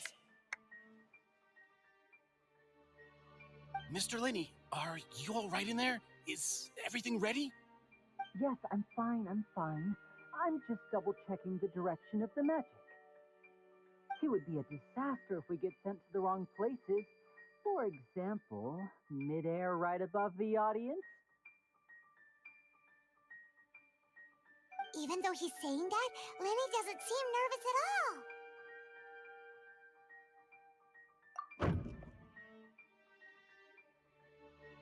Ah! What was that noise? Did you hear it too? Not sure. Anyway, it doesn't seem like anyone's worried about it. 25! 24! 23! What's wrong, Mr. Linney? I can still hear you moving in there. I seem to have accidentally knocked over a decoration. I'm trying to fix it, but it's pitch black in here. I can't tell left from right. Never mind the decorations. There's no time for that. The show is what's important. No, that's unacceptable. I want my show to be perfect. Don't worry, we still have 20 seconds.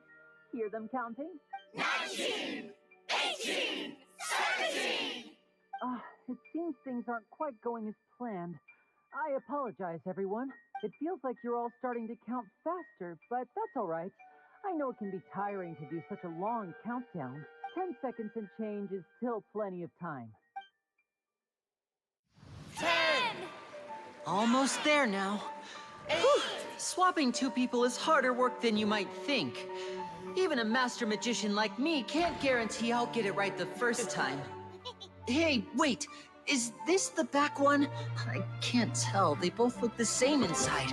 Huh? No, that's not it. I'll try again. 7! Hey, slow down! Honestly! 5! 4! 3! Whoops! That doesn't count! 0!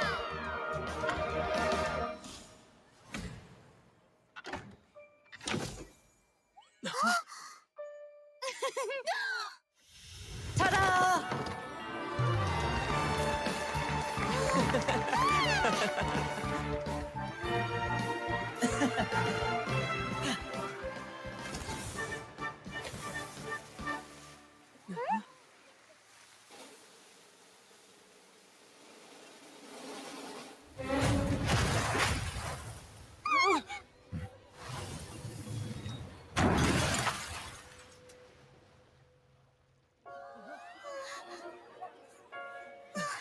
What happened?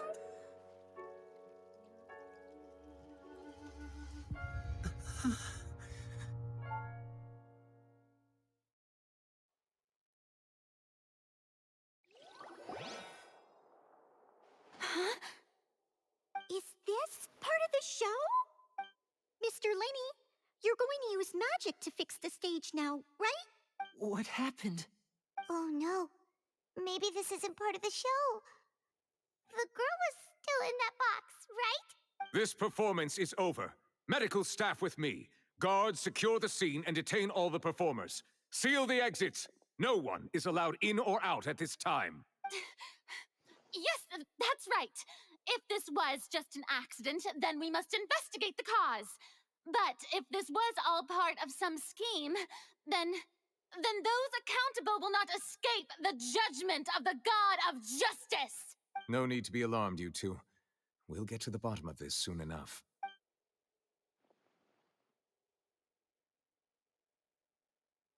Unfortunately, the person who is in the magic box has been pronounced dead. His name was Cowell, one of the assistants in Linny's magic troupe. Apparently, the fireworks on stage ignited the ropes that were suspending the water tank, which then caused the tank to fall onto the stage. As of now, we are still not sure why we found Cowell in the box, rather than the guest from the audience. And after an initial search of the area, the guards have confirmed that the girl is nowhere to be found. It appears that this incident was not merely some mishap with the performance. And there are many indications that it is connected with the case of the serial disappearances of young women. The serial disappearances case? That's the case that Charlotte mentioned before.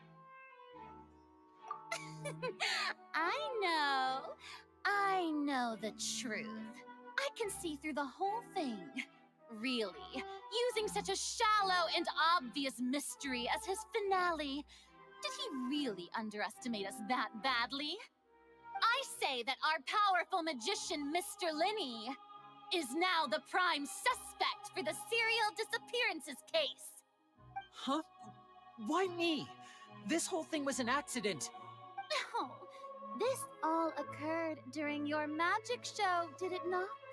The missing girl disappeared after being chosen, did she not? The deceased is one of your assistants, is he not? Now that I think about it, that whole speech about magicians making things disappear was nothing more than a provocation, a bald-faced challenge. That can't be right. How can Linny do this? He was in the box on the stage the entire time. We can even hear his voice. Besides, before the show, he told us that he would like to catch the criminal behind the disappearances. He couldn't possibly mean catching himself. Save discussion for a later time, please. Lady Farina, May I assume that your comments just now constitute an accusation against Mr. Linney and his associates, and that you are pressing charges? I just think that he... Well, I think it might be a little early to talk about formally pressing charges. But what Lady Farina said just now makes perfect sense. Looks like she's gonna personally deliver justice. A kidnapping and murder carried out under the cover of a magic show. Lady Farina said it all. I mean, of course, my dear people. But what excites me even more than the obvious truth before our eyes is the opponent I'll be facing. That's right. I mean you, Traveler. You'll support Linny, won't you? After all, he was the one who helped you the first time we met. Then there's no problem at all. You know, the Traveler and I already had a duel the first time we met. But with Linny's help, our little duel ended in a draw. But draws really are the most boring possible outcome. So, no more draws. Between the two of us, there must be a clear winner and loser. And what better place to hold such a riveting showdown and decide the true victor than here, on the grandest of stages, the Opera Epiclese. It wasn't a draw. She obviously lost last time. I understand. Charges have now been pressed, and as such, a trial is in order. Well, Traveler, seems Lady Farina has set you in her sights. But putting her dramatic rhetoric aside for a moment, I would like to ask you, are you willing to act as Mr. Linney's attorney and defend him in this case? Very well. The trial will be held a day from now in the Opera House. Both sides may investigate the scene to build their cases and search for the truth.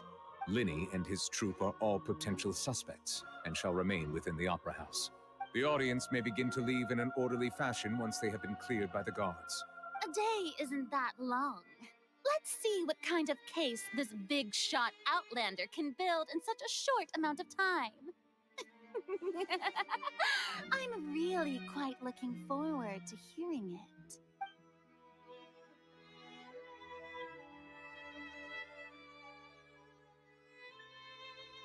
Linny!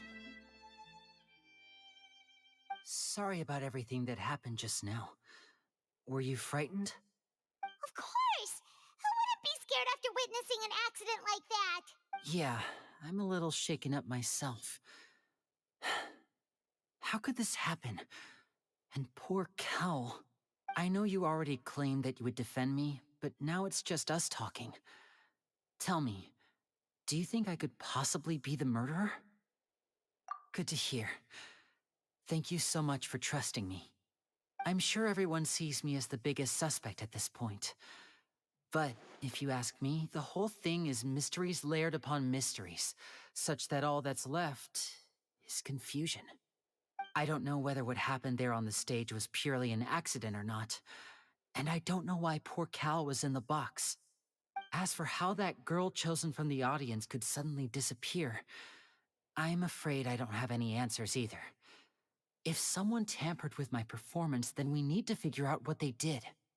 Even a skilled and knowledgeable magician like myself couldn't pull all that off in just 1 minute. Which is precisely why we need to investigate. As this book says, the impossible could not have happened. Whatever happened must have been that which is possible. Paimon bought them when we were reading at the bookshop in the city earlier. Pretty cool, huh? Don't worry, Paimon used her own savings to buy them. It wasn't from our travel funds. I think they look cute on you, Paimon. You have good taste, Lynette. That's the right attitude. Feeling depressed isn't going to help me now. I need to get back to my normal self. But with the guards watching our every move, it's going to be especially difficult for Lynette and I to prove our own innocence. Good thing you agreed to be our attorneys. Thanks for that. We'll be counting on you. Yes, thank you so much. Yeah, just leave it to us. Oh, since we're going to start investigating, Paimon has a question first. Where did Lynette go during the performance. Ah, well, I'm afraid that would involve some of our essential trade secrets as magicians. The secrets behind our magic are past saving, Linny. I suppose you're right. The truth behind our tricks is going to be important evidence that will be weighted during the trial. 'Tis truly a pity. As a magician, our magic show is a work of art. We've poured countless hours and spared no effort in perfecting it. But if revealing our secrets will help you uncover the truth behind what happened, then it will be well worth it.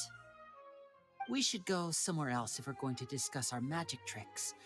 We'll go speak with the guards, and in the meantime, you can go investigate the stage and the seating areas.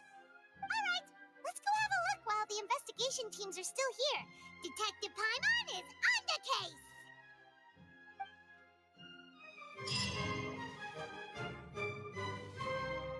Hello, officer. How's the investigation going? Ah, I see. You must be the traveler that Lady Farina mentioned. Listen, I'll be perfectly honest with you. I'd avoid getting mixed up in this whirlpool of a mess if I were you. Huh? What do you mean? Come with me and you'll see. The deceased is one of Linny's assistants, named Cowell. Even though he hadn't joined the troupe long, he was hardworking and everyone generally liked him. The assistants are usually in charge of setting up and inspecting the props, as well as assisting with the show and keeping the crowd engaged. As you probably saw when you were in the audience, the water tank suddenly fell and smashed the box with Cowell inside it. This is the real mystery. We've already searched the scene and were unable to find any traces of the girl. However, if you look carefully, the box was positioned directly under the water tank. The ropes holding the tank were then burned by the pyrotechnics on stage, causing them to snap. All these factors lining up so perfectly makes it hard to see this as a mere accident. If anything, the more logical explanation is that the whole incident was intentionally planned, and Linny is the most likely person to have access to all these areas. But he doesn't have a motive. Are you both good friends of his? Well, you can't say we're good friends, but we've known each other for a little while. So in just a short time, he was not only able to win your trust, but even convince you to act as his attorneys. I know there's no such thing as magic. The real trick of a magician is holding the audience in the palm of their hand. I've seen a lot of cases, and I can tell you that people are the least reliable kind of evidence. Sorry, I tend to be pretty straightforward. Just know that I'm warning you for your own good. Anyway, you may investigate the scene of the crime yourselves if you're curious. Who knows, maybe you'll be able to come up with some new evidence.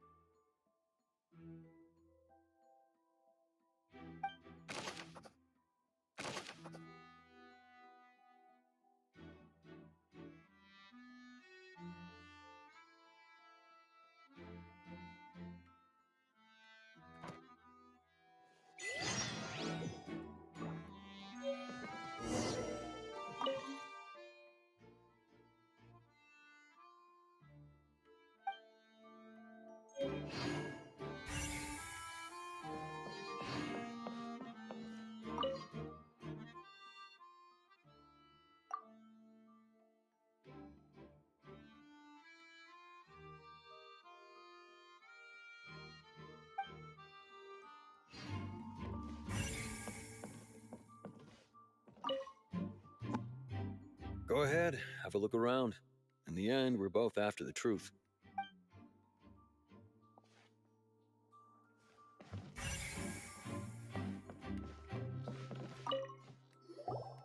So this is the rope that broke and caused the water tank to fall. The rope looks pretty durable. How can it be burned through so quickly by fireworks? Why are you suddenly so serious, Traveler?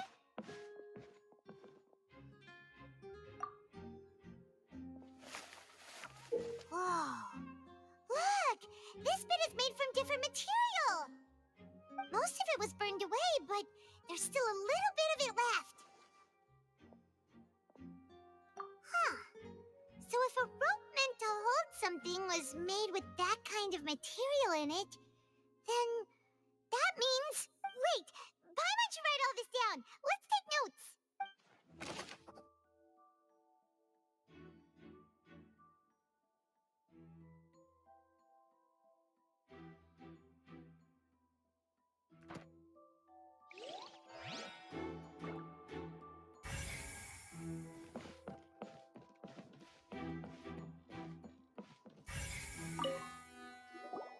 Hello there! What are you investigating? Oh, this location has also been cordoned off because the Magic Troop members are currently considered prime suspects. The investigation team is still collecting evidence. The seats were all booked in advance, so we were able to deduce the missing woman's identity by checking the guest list. Sure, it's not like this is confidential information. We will publish it later anyway when we petition the public to help us find the missing person. Her name is Halsey. She's a painter from Fontaine who's made a bit of a name for herself. Apparently, she wasn't a regular at the Opera House, but she'd been feeling some pressure with her work lately, which made her decide to come see the magic show. The Magic Troupe members all claim not to know her. We have looked into her social connections.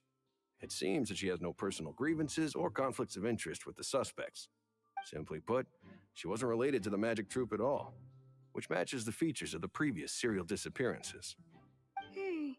Were the victims of previous cases also chosen at random? That's how it seems to us, in any case. Apart from the fact that they were all young women of around the same age range, there really weren't any other connections between them. Okay then. No need to be so formal. If you do happen to see the missing girl, please be sure to contact us. It is of utmost importance that we get to the bottom of these disappearances.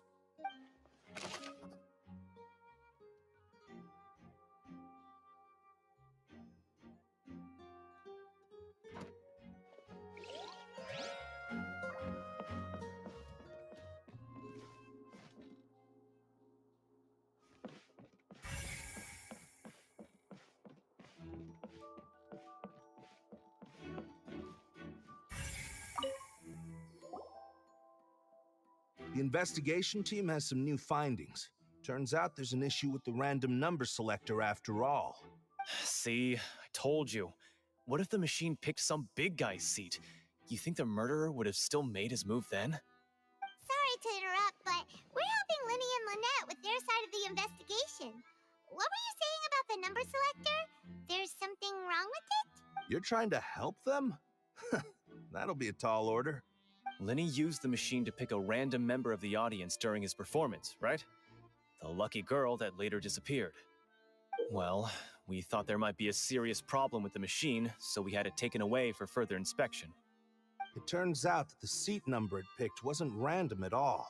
The machine picks that same number every time. I'm sure you already know that you have to make a reservation in advance to get a seat, regardless of whether it's a trial or some performance. In other words, Linny knew who would be sitting where from the very beginning. That much checks out. Linny reserved our seats for us, too. Bet you see why I was saying it'd be tough to make a case for Linny. Even though it's bad for Linny's case, Paimon had better write it down.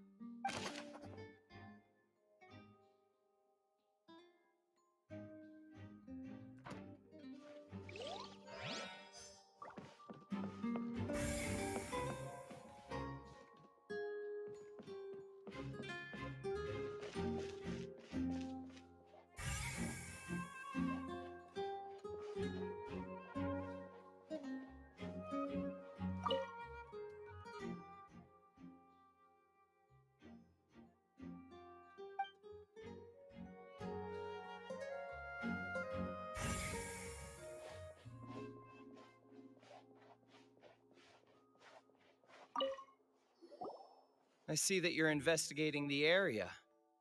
Well, it just so happens that I'm interested too. If you find any new and interesting leads, be sure to share them with me, all right? We don't have too many thoughts yet. Then why don't I tell you my hypothesis first?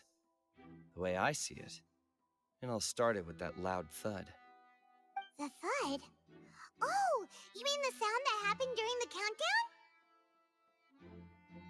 Yes, exactly. It wasn't terribly loud, but I suspect that most people heard it. It's just that everyone was awaiting the results of Linny's trick with bated breath, so no one paid it much mind. But now that the incident has happened, the thud has become an important clue. That makes sense. So, what do you make of it? I'm of the opinion that it may have been the sound of Linny's accomplice. Lynette, perhaps. Jumping atop the water tank, or something like that. And when the pyrotechnics went off, she cut the rope, sending the water tank crashing down. Wait, wasn't the noise we heard too loud for that? Perhaps the balance wasn't right, leading to a particularly rough landing. Oh, that's true. I suppose I must reconsider. That does remind Paimon, though. What was with that sound?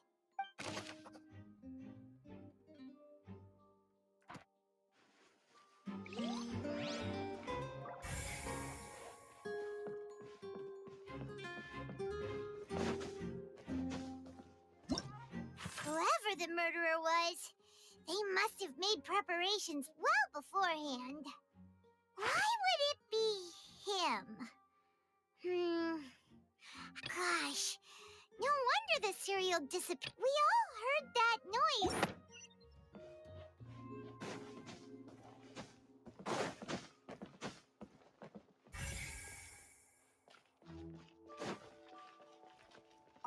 Lenny's still talking to the guards. It seems he'll have a lot of explaining to do. I think someone will be assigned to monitor us later, but that's alright.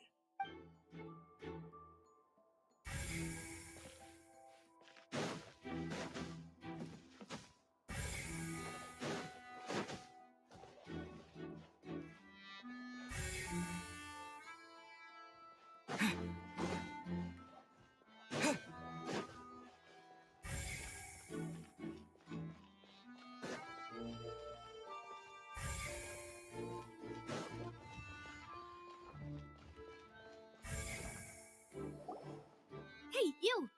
Yes, both of you! Over here! I've been keeping an eye on you for a while now. Huh? You mean us? That's right. If I'm not mistaken, you're also among those who wish to cut down the thorns and pursue the truth. No? And by the looks of it, you're not from Fontaine. Well, you're right on the more about that one, but who are you? Have you never heard of the Spina di Rosula? From mediating disputes and providing protection to solving conundrums, you name it, Spina di Rosula does it. And I, Navia, have the honor of being its renowned president. Though those who play by our rules call me boss. I'm Silver, her attendant. Pleased to meet you. And I'm Melus. Demoiselle's various daily needs and affairs are under my purview. Huh? Boss? Demoiselle? What gives with the names? Well, I am the second generation president. Melus and the others are still used to my previous title. My apologies, Demoiselle. Should you prefer, boss, I will endeavor to use that instead. No, no need. You don't have to call me boss. Just Navia is fine. Okay, if you say so. Not that we're members of Spina di Rosula anyway. All merely trifling details. Never mind. Now, back to the situation at hand. That's right. I've always kept an eye on the serial disappearance cases. My interest stems from a matter back from my father's time. Judging from the look of things, I find Linny an unlikely mastermind. Really? We think so too! That's why we're looking for clues now! you come to that conclusion? Intuition, naturally. My unparalleled intuition. Farina sure was quick to point the finger at Linny without any decisive evidence whatsoever, wasn't she? But that's not uncommon for her. If you remember, the Justice had to interrupt her and ask if she was pressing charges just to keep her from getting carried away. Anyway, a trial begins the moment someone levels charges. And, of course, there was no way Farina was going to back down in that situation. Sounds more like you just don't trust the Hydro Archon. Well, what's your opinion? I must admit that she can be interesting at times, but liking her doesn't mean that I'll blindly agree with her. All right, I've answered your question. Now, it's time you answer mine. Wait a minute, did that answer count? Well, I say it does. But don't worry, you won't hear any pointless questions from me. In your opinion, do you think it's right to treat a trial like it's an opera? Well? And why would that be?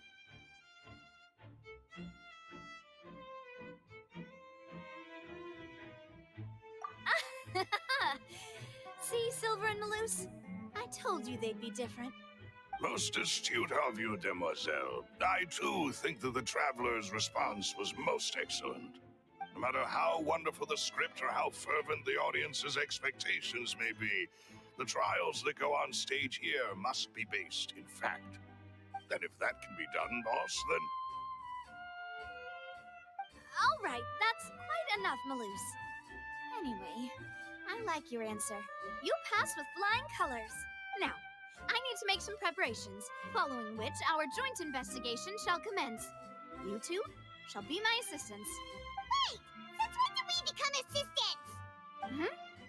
Oh, well, I can be the assistant, sure. Or your companion, if you like. I'm really not that fussy. That's more like it. Far be it from me to brag, but I believe that Demoiselle's intuition will be instrumental in uncovering the truth.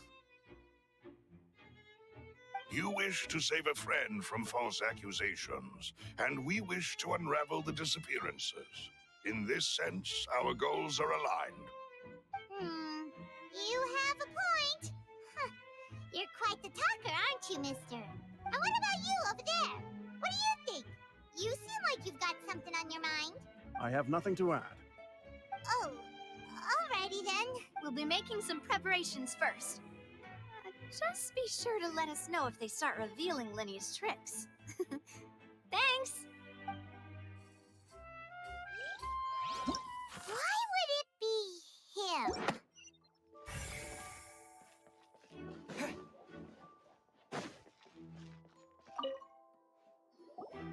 Sorry, but no one can freely enter or exit the Opera House at the moment. If you wish to leave, you must register your identity with us first. No, we're not leaving. We're representing Linny and Lynette as attorneys, so we're investigating the case. Were you always guarding this entrance? Yes. After the Chief Justice gave the order, everyone coming in or out must undergo a strict inspection. So, the missing girl couldn't have left from here. At least, not from that point on. I doubt there was much opportunity then, either. How can you be so sure, Well, because I was in charge of security near the entrance at that time. I couldn't see Linny's performance from here, which was quite a shame. Just my luck. But still, I did not abandon my post, and I stayed put no matter how loud the applause was. If someone had so much as even approached the door, I would have noticed it, let alone if they had tried to leave. We Melusines are good at that sort of thing, you know. So, it's safe to say the girl couldn't have left through here. All right, thank you for your help. This will be useful info.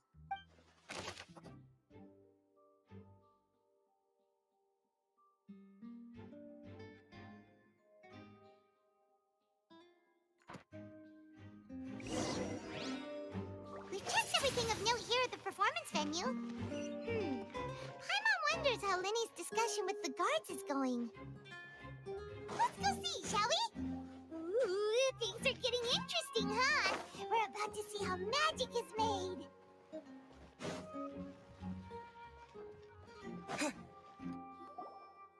Understood. Then I will be going with you. Just so you're aware, I will be monitoring your actions and making notes as necessary. Very good. Thanks for being so agreeable. I'd pull a rose out of my hat as a gift for you if I could.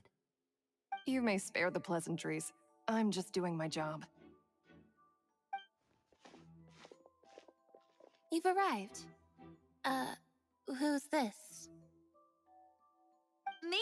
I'm Spina di Rosula's guardian angel. If you've got a problem, I've got the firepower. Sorry, I got a little carried away there.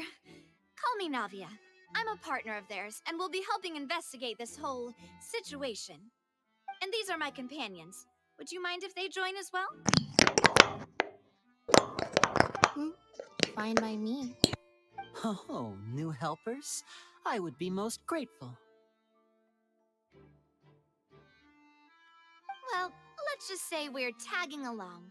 It's not every day you get to see the secrets behind magic performed on such a large scale. I appreciate your kind interest. Come with me. We'll be heading below stage.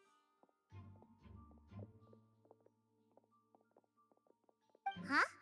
Below stage? Yes, a world of secrets is hidden beneath this magic box, prepared specifically for this switcheroo trick.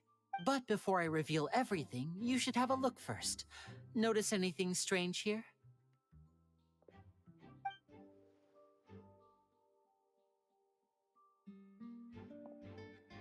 I'm not trying to be dramatic. Remembering the details of a trick will help you understand the methods used to perform it more easily. Huh. Weren't there balloons and other decorations here? Where did all that go? Ah, good eye. That said, you're still far from discovering the answer. The back? You mean the inside of the door? What's different about it? Paimon didn't notice anything. Very good indeed. I thought you might not be able to catch that, given that you were sitting in the first row. The back of this door was patterned. Those patterns are now gone, replaced by a smooth wooden board. So, if you put 2 and 2 together, what do you get? Exactly. All right, let's go. I'll tell you how it works as we head down. Oh, so there was a passageway under the magic box! I knew you'd figure out most of it as soon as you saw this place. The 2 magic boxes are positioned right above the 2 entrances of the tunnel.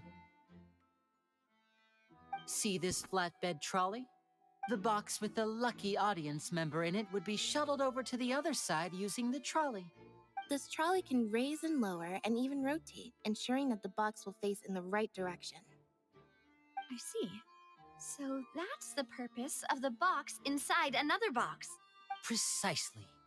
The inner box would descend after the audience member was put inside and be moved along the trolley, all while the outer box would remain on stage as if nothing had ever changed. So that's how you did it! Once the box was lowered, the trolley would store some energy through this device here, with which it would complete the rest of the steps. The audience member would only be able to feel some slight movements in the dark, and by the time she walked out, she would already be back on stage. Right! You were talking that whole time, and you even came out for a moment near the end! Ah, yes. A phonograph operated by Lynette was used to achieve that effect. My assistant and I had already scripted our conversation beforehand. When the countdown began, I had already gone to the opposite box via a tunnel using that ladder. And what about Lynette? Where was she? I was in the mezzanine space in the back of the box. Oh, interesting! That's how we were able to coordinate Linny's lines with the assistant. And, by the way, I was the one who walked out of the box at the end. I mean, we are twins. All it takes is a change of clothes and no one can tell who's who. And that's my favorite part of this trick. Only Lynette and I can perform it. So that's how it all worked! Wow! Every detail you revealed was more amazing than the last! Lynette would briefly walk out of the box and then go back in, jumping into the tunnel and escaping before the box on the trolley could finish ascending. And then I walk out of the other box in the audience area, and the trick would be complete. The operative word here being would. But as you saw, Cal was in the box, not our audience member. She, on the other hand, mysteriously vanished. We really don't know how that happened. If not for that interlude, this would have been an astonishing trick. I probably never would have figured out how you pulled it off. And yet, to think that someone was able to use this magic trick to commit a crime. Could we have a look around? I think we can come up with some more leads. This is the scene of the crime, so Linny and Lynette are not permitted to stay here. I'll escort them back up. Yes, of course. No need to be so strict now. I won't disappear into thin air, you know. Thanks, everyone. We're counting on you.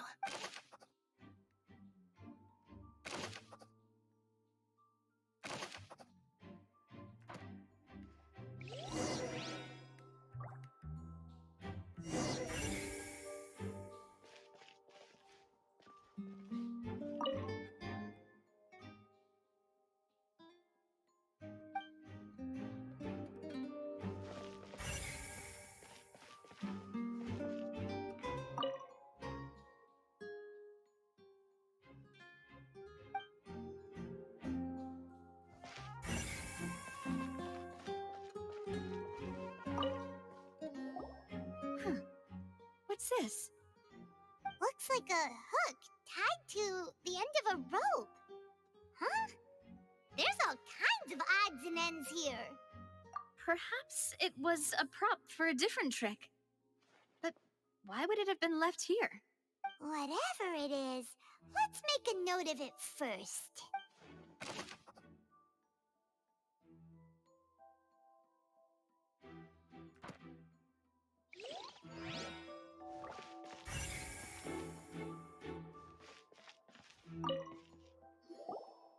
The floor is wet. Please be careful not to slip. Speaking of which, why would there be water here? Oh, Paimon knows! It's one of those tricks where you pour water into a jug and then flip the jug over only for the water to disappear? And here's a broken vase. Huh. Did the trolley knock it down while moving? That can't be. The trolley moves along tracks from start to finish. It couldn't have hit the vase at this distance. Let's note this down too and think about it later.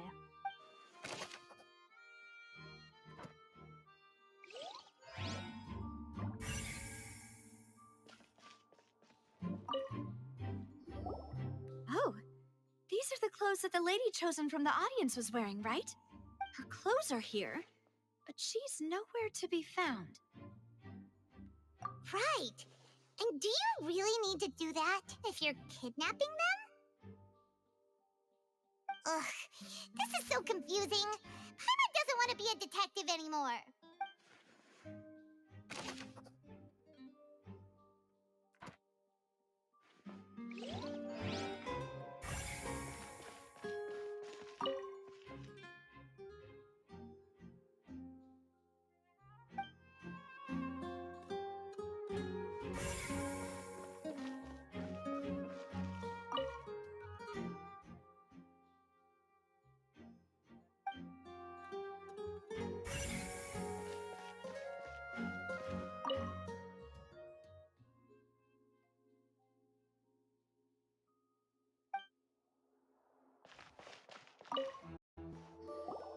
What is this place?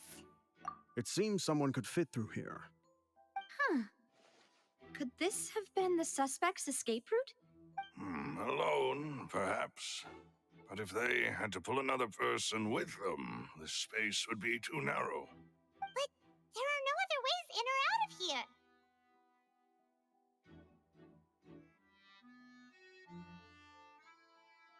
Oh, you're right! Let Paimon write that down.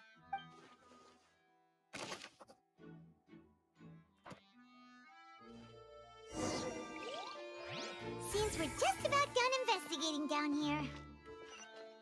Yes, let's head back up.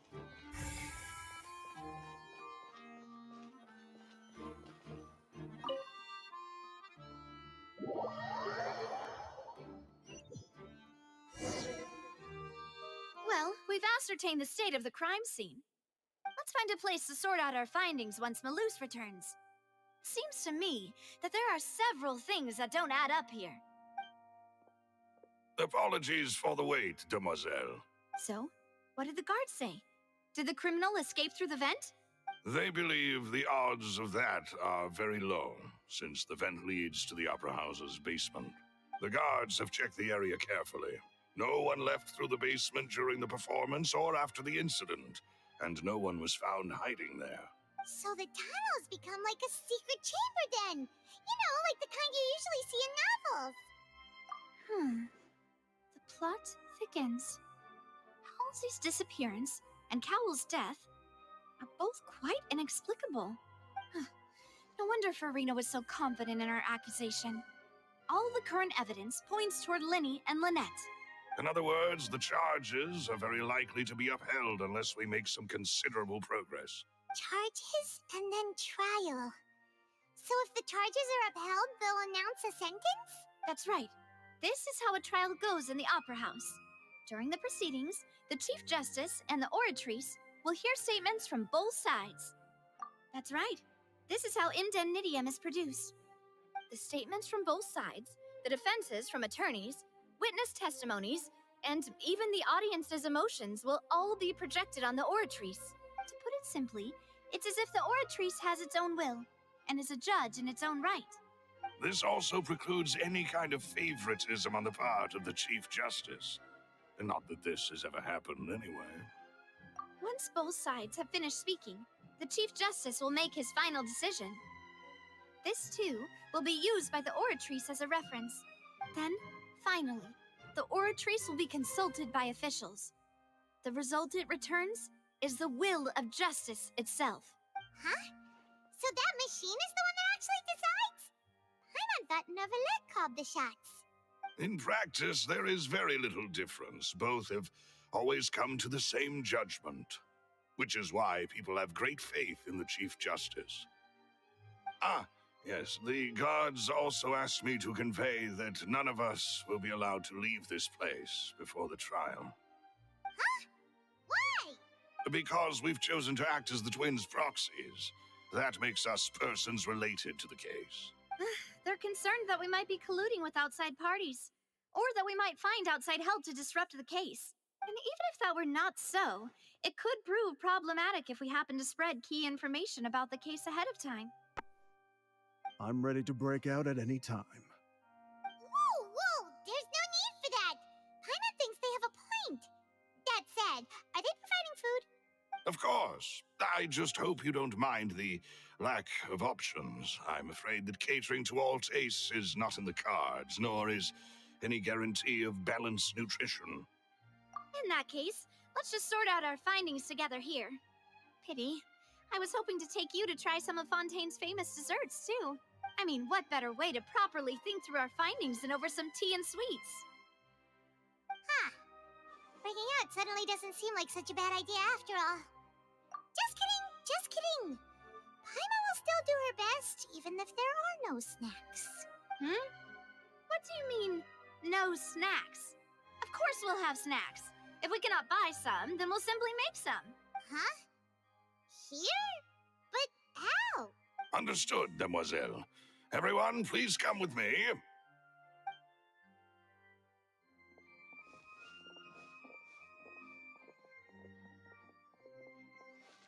Wait, you're carrying a portable stove with you? Yes, I must be prepared to meet the demoiselle's baking needs whenever the fancy strikes her. I have eggs, sugar, and almonds at the ready. Good work, you two. Then I'll get to it. Please sit tight for a moment. You'll get to taste my awesome snack soon enough. These three are quite the interesting group.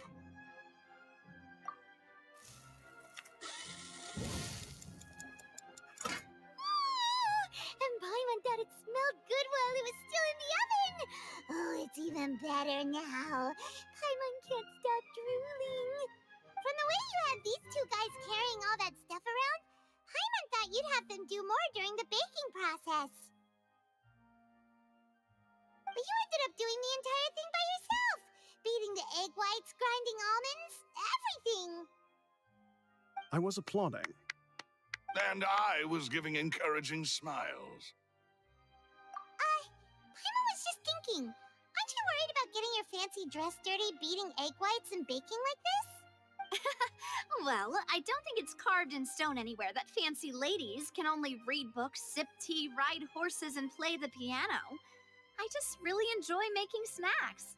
Don't underestimate beating egg whites, by the way. It's a real arm workout. You also need to beat them to just the right consistency, or your macarons will crack. Anyway, give these a try, fresh out of the oven. There's 3 for each of us. Only 3? Well, eating too many sweet treats might send all that sugar to your head. You wouldn't be able to think clearly about the case on a sugar rush, would you? Tea is ready to be served as well. This is Demoiselle's favorite, strong black tea with a floral fragrance that clears the mind and lifts the spirit. No need for concern. I'm merely doing as I should.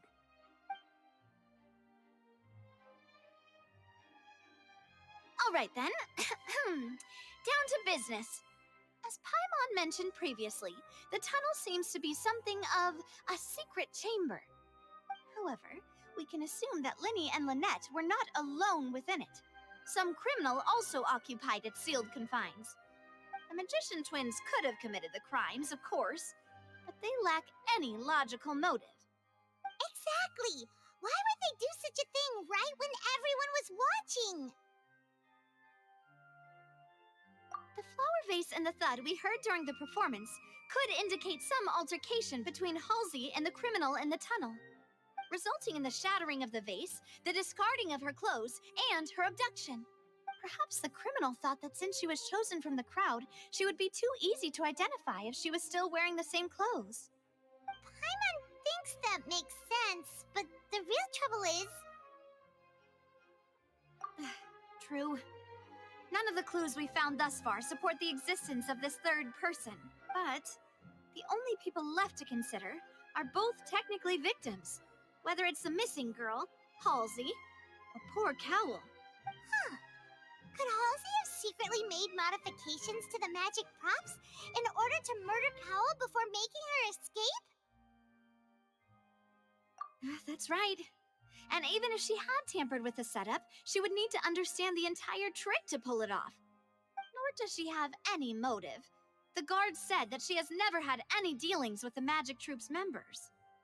Were we not thorough enough in our search? From the sound of things, this is turning into an impossible case. Your macarons are amazing though, Navia. They smell great! They're nice and crisp and super sweet! They are my specialty after all. And I see you've already had 5 of them. What? 5? Oh, that can't be right. Paimon only counted 3, honest! Please don't worry about it. At my age, a few less sweets might actually be a good thing. No. Being greedy is one thing, but Paimon knows how to count. Besides, Paimon knows that if she ate too many, then others wouldn't have enough. Wait, even you don't believe Paimon?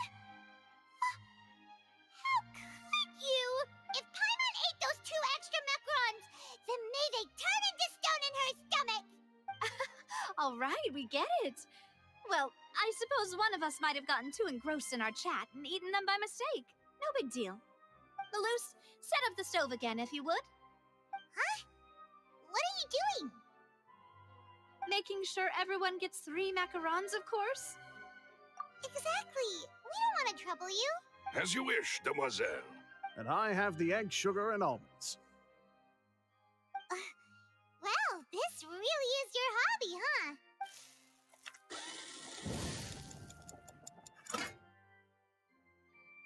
Well, that's it for snack time. I'm going to have another look around the area. I don't know what we're looking for yet, but we've still got some time. As attorneys, I suggest the 2 of you think the case over again. It would be awkward if you got all tongue-tied on stage during the trial. All right, thanks for your help, and for the snacks. It was nothing. A small task for the Spina di Rosula. Silver, Malus, it's time to go. I'll be back if I find anything new.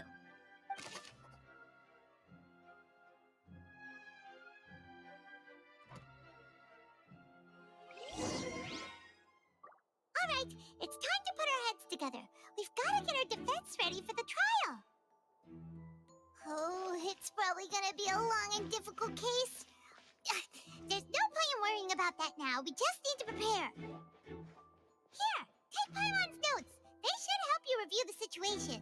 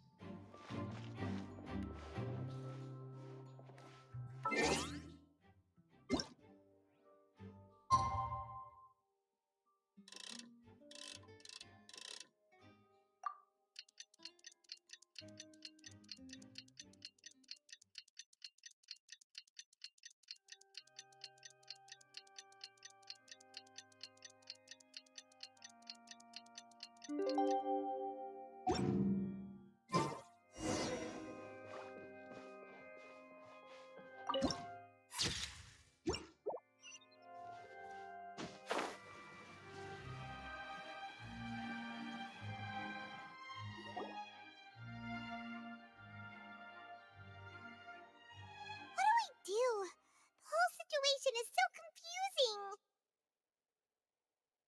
Good plan. Impossible things don't just happen. We'll get to the truth one way or another. Just relax. Even if everyone else suspects Lenny and Lynette, at least we will be supporting them from the stands. Besides, I doubt Farina understands any more about what happened than we do.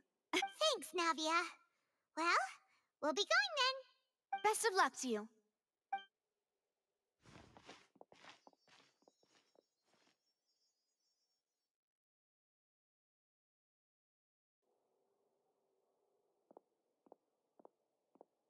Ah, finally, you're back. Well, how did your investigation go? To be honest, you might be disappointed. No. We're already very grateful that you were willing to help. Well, now, don't you all look disappointed? Don't.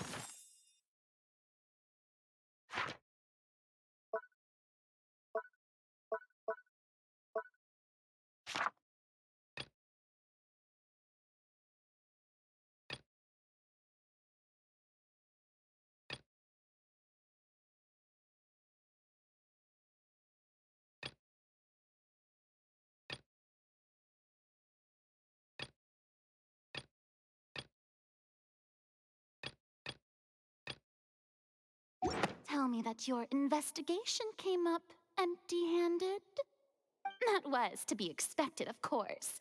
The guilty can never produce proof of their innocence. But don't let that stop you. I shall be terribly disappointed should you, my most anticipated foe, concede so easily. Since both parties are present, I declare that the trial regarding the magic show incident is now in session. Firstly, in order for the audience to understand the causes and results of the incident, could we please have Mr. Linney explain the trick? Yes, of course. I will explain while Lynette demonstrates on stage. All the necessary items have been prepared.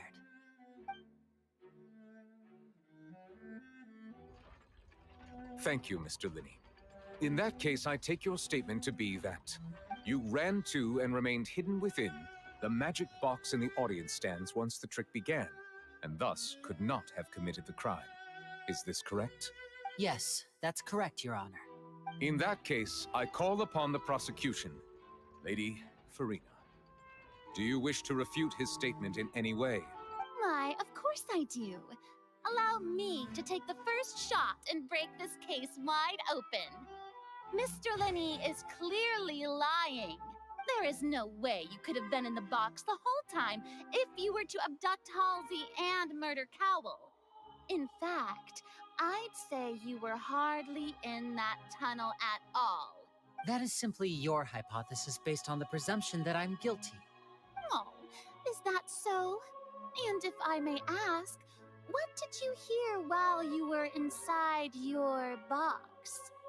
The roaring countdown of the crowd, of course. That's how I kept track of the time and built anticipation for the finale. And you didn't hear anything else at all? Nothing that might leave an impression of any kind? No, nothing. I see. But when the count reached 30 seconds or so, there was a thud. One so loud that I believe practically everyone heard it. Huh? Hey, hang on! Something's not right here.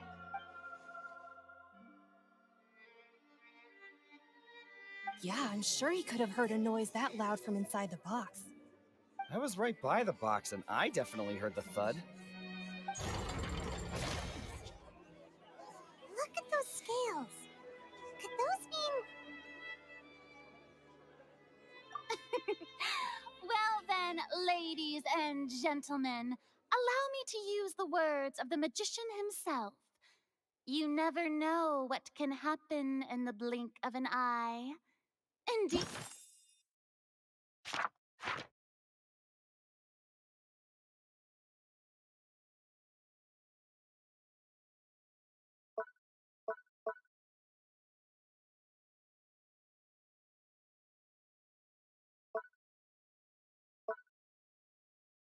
It seems his alibi can also collapse in the blink of an eye.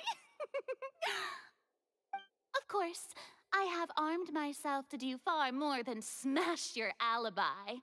Confidence cannot go unfounded, and my foundations are rock solid. Tell me, aren't you and Lynette actually from the House of the Hearth? The House of the Hearth? No wonder they did something like this. So the serial disappearances were the Fatui's doing. Now it all makes sense. I've got a feeling that what happened on stage probably wasn't just an accident. That's irrelevant. Our identities have nothing to do with what happened. Indeed. Then perhaps you could tell us everything that happened during that 1 minute. Your first priority is to prove yourself innocent after all. I'm sure there is little that needs to be kept secret now. Unless your script already has holes in it. The Outlander is speechless. My, oh my, don't they look flabbergasted? Now comes the infighting and discord, I suppose. This was almost too easy. Good thing I made all those preparations. Seems the all-nighter I pulled last night is really paying off. Hey, Linny! Why didn't you tell us this before? Order! Order! Mr. Linney, allow me to re-establish the facts. Lady Farina has raised 2 points. First, when the thud was heard in the Opera House, you were neither in the box nor the tunnel. Second, you and Ms. Lynette are both members of the House of the Hearth. Are these claims true?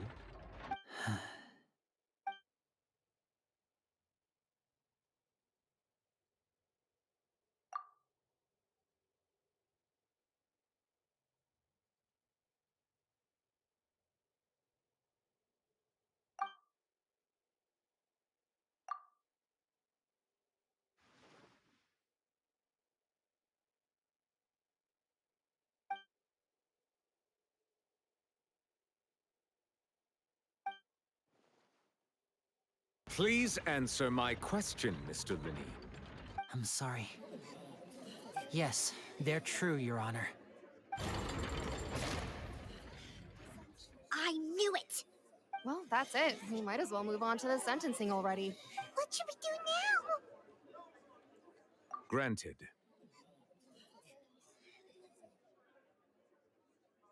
In that case, what is your request? Is that really necessary? They're already as good as guilty. The defendant deceived their own attorneys. What is there left to discuss?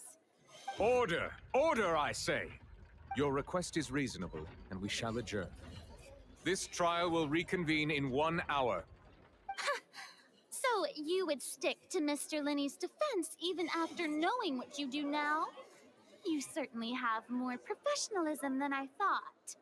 In that case, my dear audience, let's allow the joy of victory to steep for a little while longer.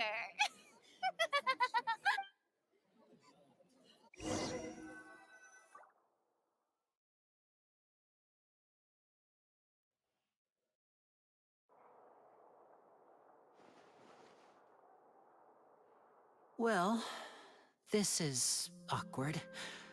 I didn't think the Hydro Archon would dig all that up. I'm sorry, Traveler and Paimon. Yeah, sorry. Paimon doesn't know where to start. We trusted you two. We based our entire reasoning on the assumption that you weren't bad guys. Not to set the wrong tone or anything, but Paimon's really mad! I'm very sorry. I know you're angry, and reasonably so, but please, let me explain. I know you've clashed with the Fatui several times before. I wouldn't be surprised if just hearing the word is enough to make you upset. But our organization is very, very large, and the Harbingers have very different personalities and goals. Right now, we want to save people. As many as we can. That's right. I'm sure we're on the same page when it comes to this nation and the disaster that its people might face. I knew if it weren't for our respective identities, we could become good friends. That's why I didn't wish to flat out lie to you, but chose to hide some details instead. The truth is very important, but being completely transparent about everything would see us spending more effort than we need to. Right. So, you be the judge. Heck, if I were you, I fear that I'd even struggle to trust me at this point. You met a Fatus who works as a magician, a trickster by trade. All by coincidence, too. But still, I'm asking you to trust me. I am no criminal. At least, not in this case. Sorry. Please forgive us. Well, you both say that, but... Right. Let's hear your answer first, and no lies now! Of course. I'll answer any question you ask. We've been trying to find out how the Oratrice operates. We want to know why it has a consciousness. Why can it deliver sentences accurately? During our investigations, we learned that the machine's core is beneath it. From that moment on, Lynette and I have been designing this box swap trick, with the objective of getting close to the core. Is that why you needed a whole minute? That's right. In truth, the audience would take about 75 seconds to count down from 60, while I would only need 15 to get to the opposite box. So, after jumping into the tunnel, I accessed the Opera House basement via the vent, and went to investigate the room in which the core is stored. That air vent was created during the construction of the tunnel specifically to execute this step. Well, nothing. As soon as I reached that room and was about to investigate, I heard someone's voice. Which should have been impossible, of course. I was quite certain that I was the only one in the room. That voice seemed to recognize me and tried to speak to me. I chose to err on the side of caution and retreated the way I came. On the way back, I saw the broken vase and the clothes on the ground, but the countdown was almost finished, so there wasn't time to give it any thought. After that, the homicide occurred just as you saw. Well, that explains why you didn't hear the thud. Because of that prophecy I told you about, of course. We must know all we can about this nation's secrets in order to deal with that prophesized crisis. That's the only way we can save everyone. So, there you have it. The whole truth. I swear, I didn't hide anything from you this time. It was never my wish to proceed under this cloud of mistrust either. But, like I said earlier, you can be the judge. If you want to leave because you don't trust the Fatui, there's nothing I can do to stop you. Well, Traveler, you decide. Paimon will follow your lead however you choose.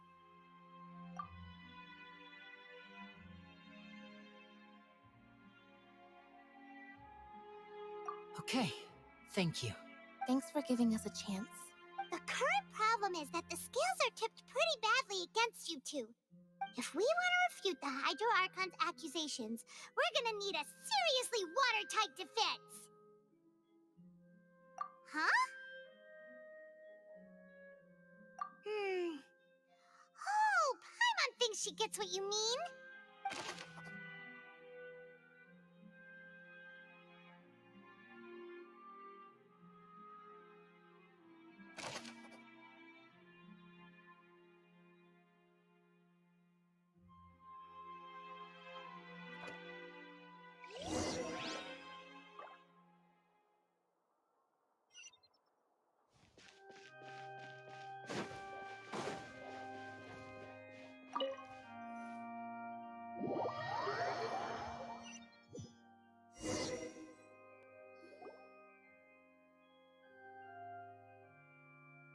Both parties have returned to their positions.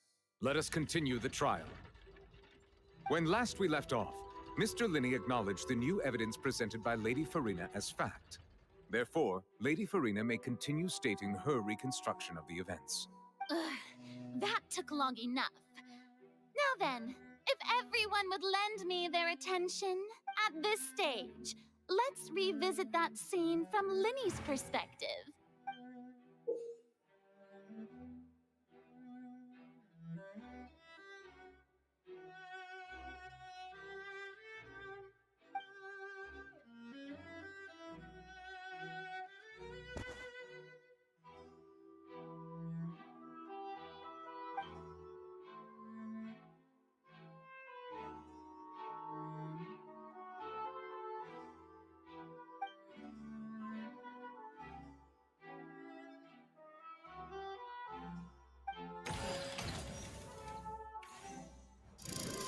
As the countdown began, he entered the tunnel. When the flatbed trolley passed, he opened the box and got into an altercation with Halsey, which caused the loud thud. He did not realize that this sound could be heard by everyone in the opera house, which is why he claimed earlier that he could not hear the sound. Finally, he used the vase to knock her out, before making her change clothes to prevent others from recognizing her. At this time, Cowell arrived in the tunnel, having heard that strange noise, and caught Linny red-handed. So Linny proceeded to knock him out too before stuffing him into that box. Afterward, Linny passed the unconscious Halsey to his accomplice through the magic box in the audience stands, before operating the devices such that Cowell's death would be ruled an accident. And there you have it. That's the truth behind what happened. Does the defendant's side have any objections to Lady Farina's description of the events? The key to refuting Lady Farina is the order of events, what Linny experienced, and what he saw.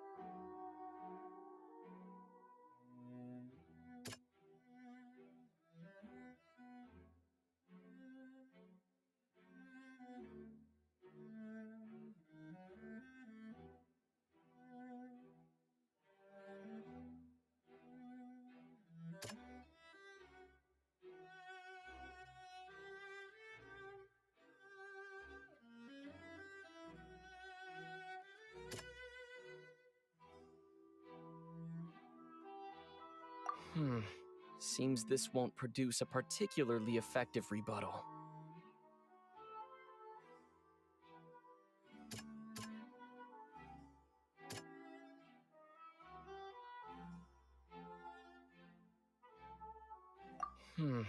Seems that...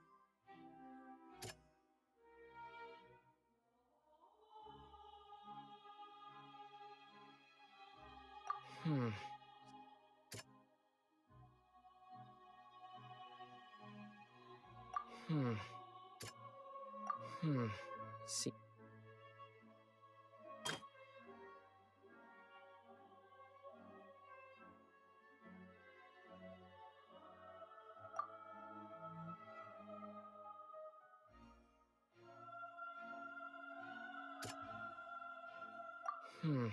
Seems this won't.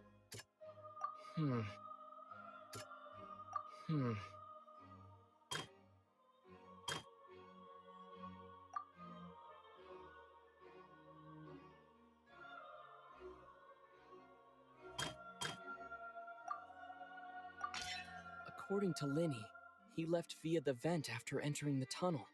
He couldn't have had that altercation with Halsey.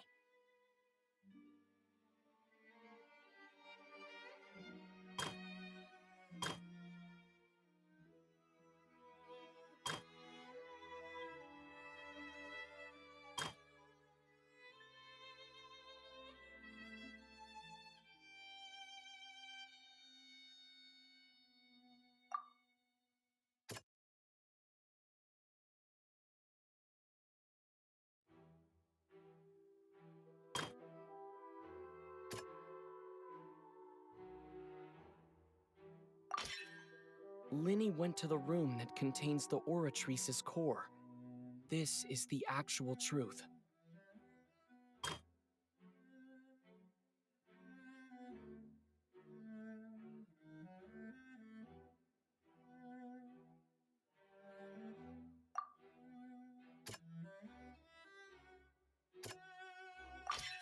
Linny did not take part in the underground altercation. He only witnessed traces of the aftermath.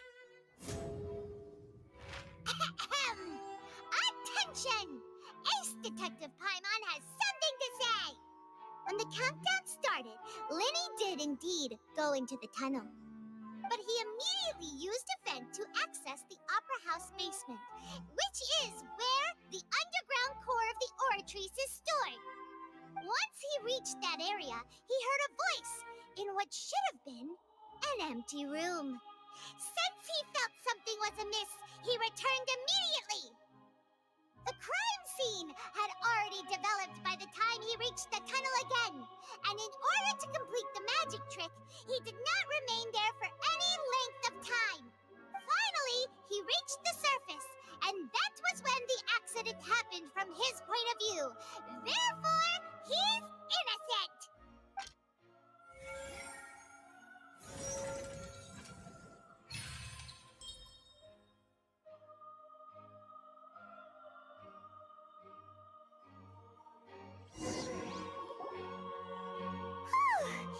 Paimon did it! Paimon actually managed to say all that! Wasn't it awesome? In other words, you believe that he knew nothing of the incident? That's right! My reasoning?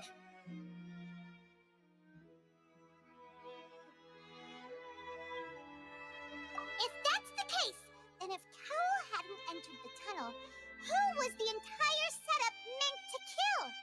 Assuming that what you say is true, Linny only needed to kidnap the young girl to cause a new disappearance case.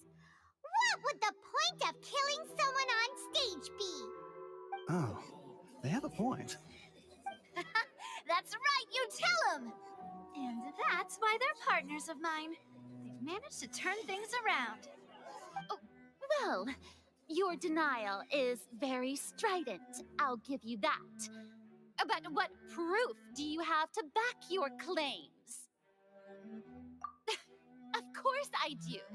If he had been in the magic box the whole time, how could he have not heard that sound? Why do you ask? You're saying that he wasn't?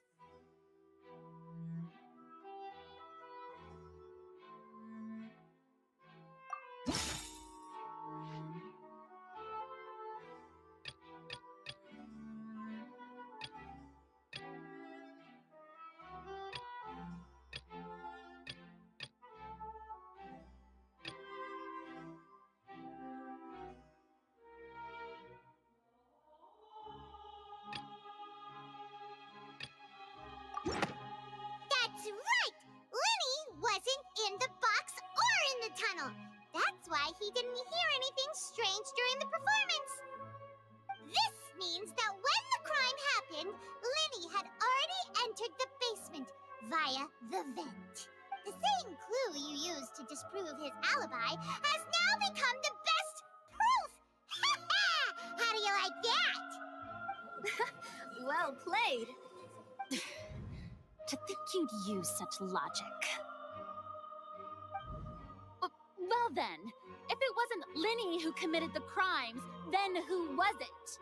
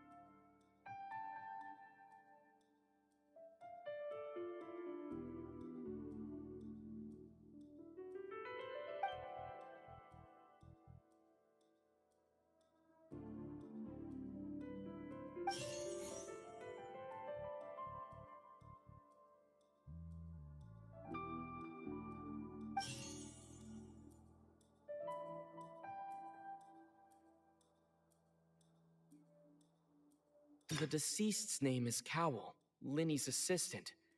He would have been able to tamper with the equipment.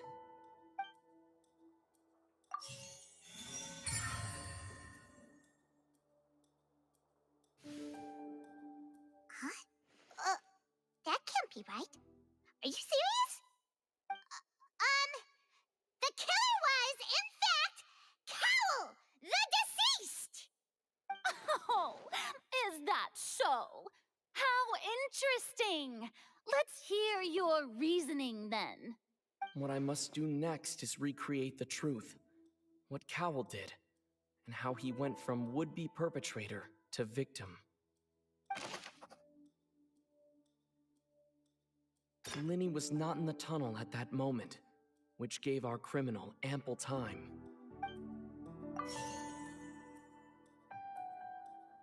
The sound we heard may have come from a clash between the missing Halsey and the criminal. It would have been tough for both people to fit into that vent. They would likely have bumped into Linny as well. No one entered or left the Opera House through its entrances. So where would the criminal have wanted to take Halsey? The deceased's name is Cowell, Linny's assistant. He would have been able to tamper with the equipment. Halsey's clothing was in the tunnel, so there must have been some fear that she would attract attention. The sound we heard may have come from a clash. It would have been tough for both people to fit into that vent. They would likely have bumped into Linny as well. No one entered or...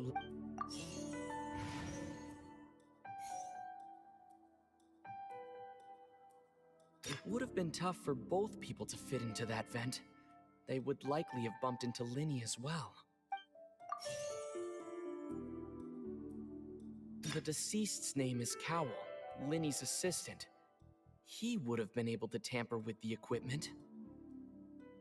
Halsey's clothing was in the tunnel, so there must have been some fear that she would attract attention. The deceased's name is Cowell, Linny's assistant. He would have been able to tamper with the equipment. The sound we heard may have come from a clash between the missing Halsey and the criminal.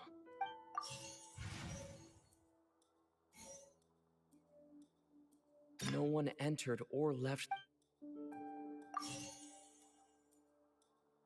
The deceased's name is Cowell. It would have been tough for both people to fit into that vent.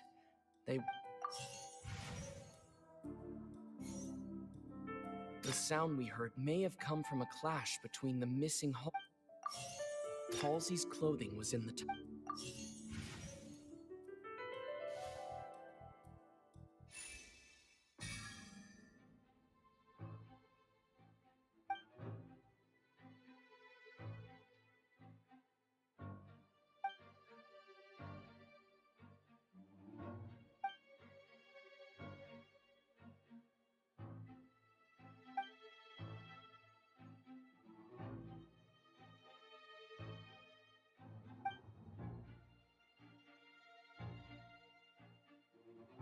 What's wrong, Traveler? Are you still having trouble figuring things out? I see. Look, since we're at a dead end, why not consider a different track? Just like the trick as it transpired, the end result must have been utterly different from the magician's initial design. If only we knew how Halsey disappeared. Well, that would be nice, but the tunnel only has 3 exits, and none of them seem very likely. And it's not like this is a magic trick where you can just make a real live person disappear. You know, like you did from that water tank, Lynette. Excuse my interruption, dear opponents, but do you not see that the crowd is growing impatient? There is no greater sin in this opera house than an awkward delay in the performance.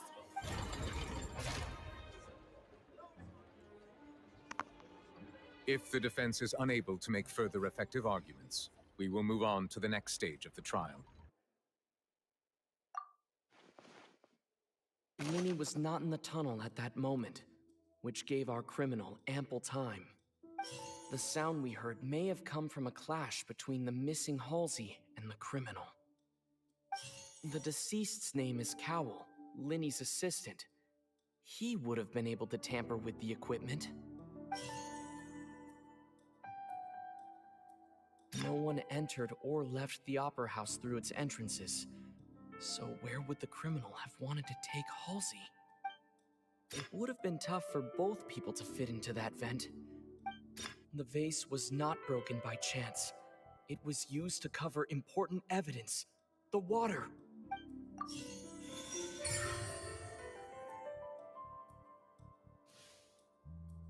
Oh, Paimon gets it!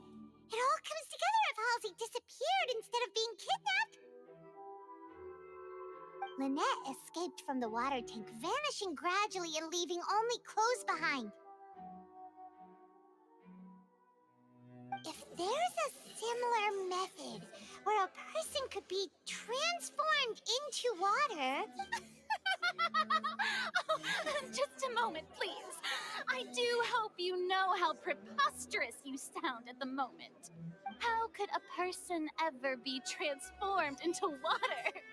This is reality we're talking about here, not some magic trick. Must we really? I should think that of anyone. Your friend Linny already knows this truth very well.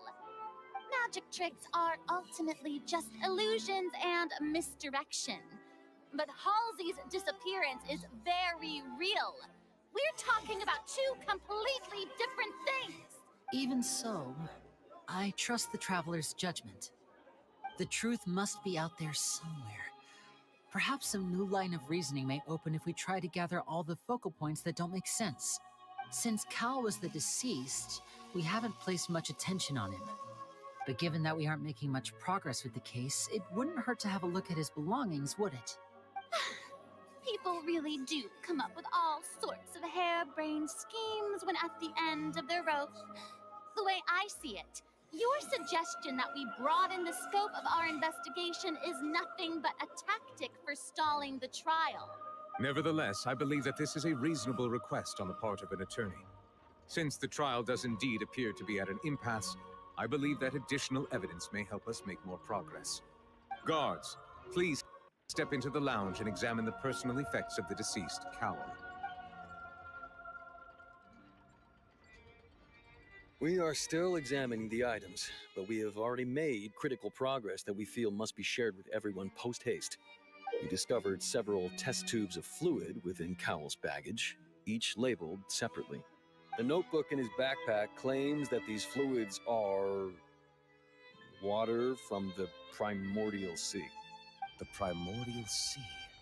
The note's contents also indicate that Cowell belonged to an organization that sells illegal drugs and that he had an accomplice. The notebook has many entries concerning safe usage of these fluids, in which the keyword dissolve appears many times. One of these tubes was labeled Opera Epiclese, along with yesterday's date. It is empty. The notes also state that these dissolution properties work exclusively on people from Fontaine. It's likely that Halsey was chosen as some sort of test subject. As such, we believe that the defense's hypothesis is, in fact, supported by sufficient evidence. You've got to be kidding! People dissolving into water? Could something so ridiculous actually be true? Wait a moment. This reminds me of a certain prophecy, but it's just a coincidence, isn't it? Huh.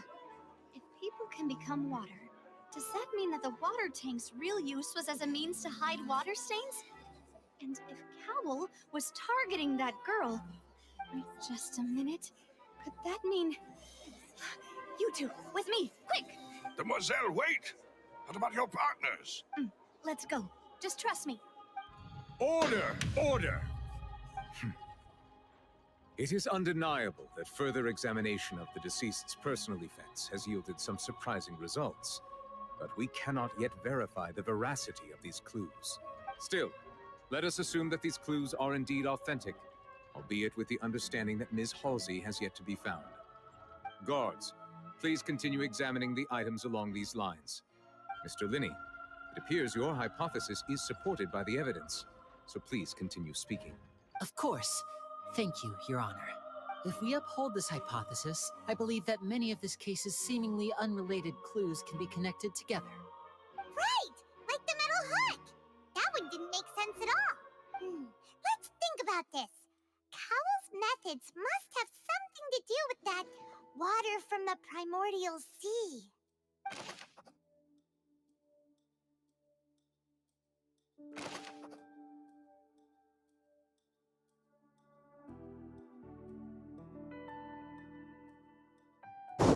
The rope that held the water tank up was lit by the fireworks and snapped. As such, the focus here is on the water and not the tank.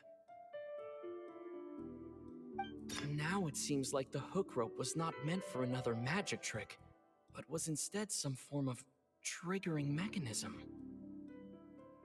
The water from the primordial sea should already have been prepped before Halsey entered the magic box. The deceased's name is Cowell, Linney's assistant. He would have been able to tamper with the equipment. Lynette was in the magic box on stage the entire time. Did she have something to do with this? I remember there was something else within the inner layer of that box. Lynette was in the magic box on stage the entire time. Did she have something to do with this?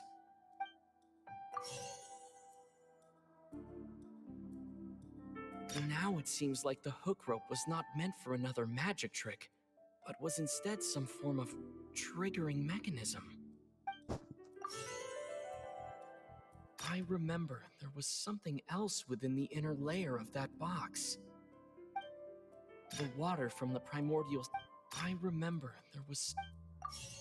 The water from the primordial...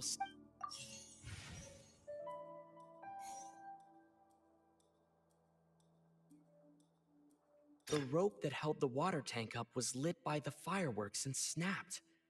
As such, the focus here is on the water and not the tank.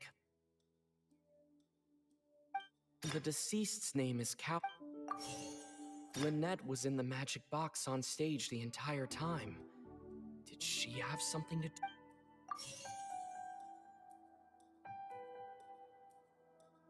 The rope that held the water tank up was lit. Lynette was in the magic box on stage the entire time. Did she have something to do with this? The water from the primordial... Lynette was in the magic box...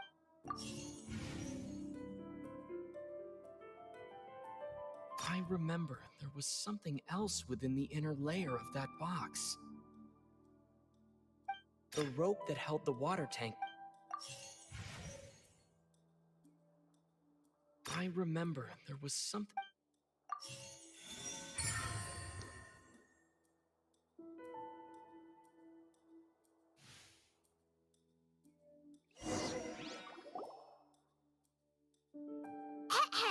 It's Ace Detective Paimon's time to shine again! In the original plan, Cowell would tamper with the water tank rope and the number selector securing his target. When the magic box containing Halsey was lowered, the metal hook would retract gradually and pierce the balloon at the top of the box.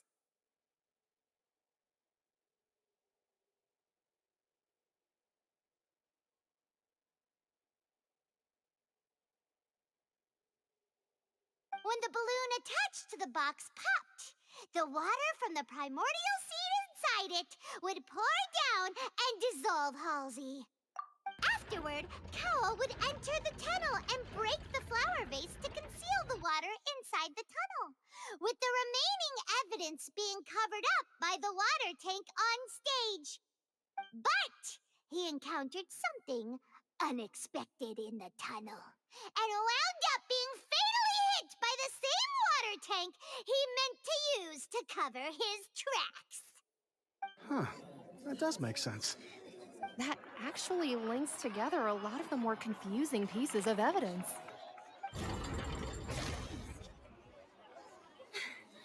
Oh dear, what do I do? Even I think they sound convincing now.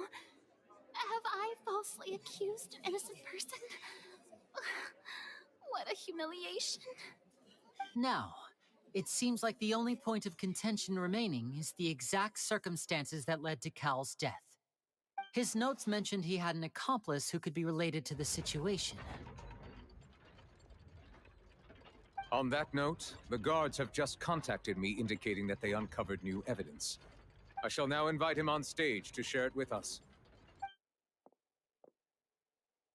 Thank you, Your Honor. We were just inspecting the luggage of the other people involved in this case. And we found an identical sample of the water from the primordial sea among Linny's personal effects. What? That can't be. Oh, I see. Well, how wonderfully comedic to have your own counterattack only to come back and wound you. Does this not clear all doubt?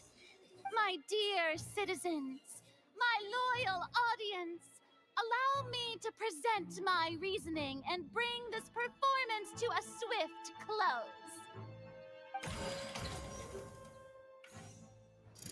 Linny did not need to take part in the dissolution of the young woman at all. Indeed, he did leave the scene via the vent.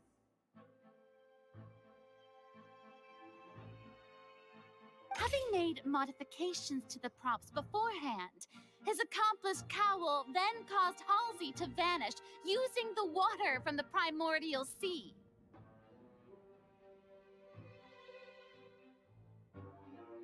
But upon his return, in cruel avarice, Linny desired sole credit and prepared to do away with his partner in crime.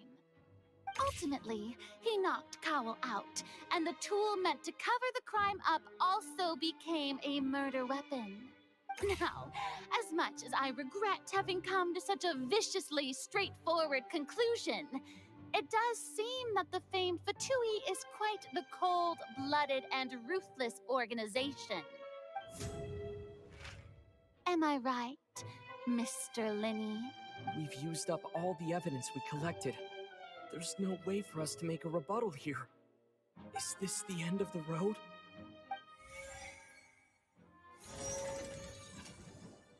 Oh no! Paimon can't think of anything either. It doesn't look like there's any way around this. Seems using the water as new evidence was too good a move. Why did this have to happen now? I think we've all seen enough now. And we have ample witnesses to my flawless reasoning. I believe this is indeed the finale. Now then, my good, noble Chief Justice, should we not, in your view, move... Excuse me, everyone, but I must interject. Miss, I must ask you not to shout and to respect the ongoing legal proceedings. Oh, come on. Don't be hasty. I have a good reason for interrupting, you know. Now, would anyone here like to take a little break from all this debate and see a little magic? I'll show you an amazing trick. One that can bring a young woman who has disappeared back in the flesh, right before your very eyes. Please, do the honors, Mr. Linny, if you would be so kind. What in the world is she saying? No offense, miss, but miracles like that are beyond my scope as a magician. Come on now, don't be silly. Magic is all about misdirection, isn't it? It often conceals the truth while presenting a fascinating illusion. But once everyone believes the illusion, can't magic reveal the truth to them once again? And wouldn't such a trick be the most marvelous finale to today's performance? Come on, Lenny and Lynette, give it another go. Don't worry, Spina di Rosula has made the necessary arrangements on your behalf. But as the magic makers and stars of the show, I think I should leave the final performance to you. I understand.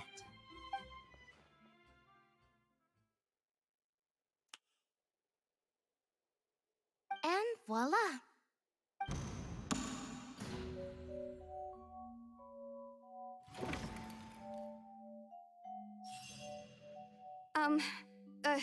Sorry for the interruption.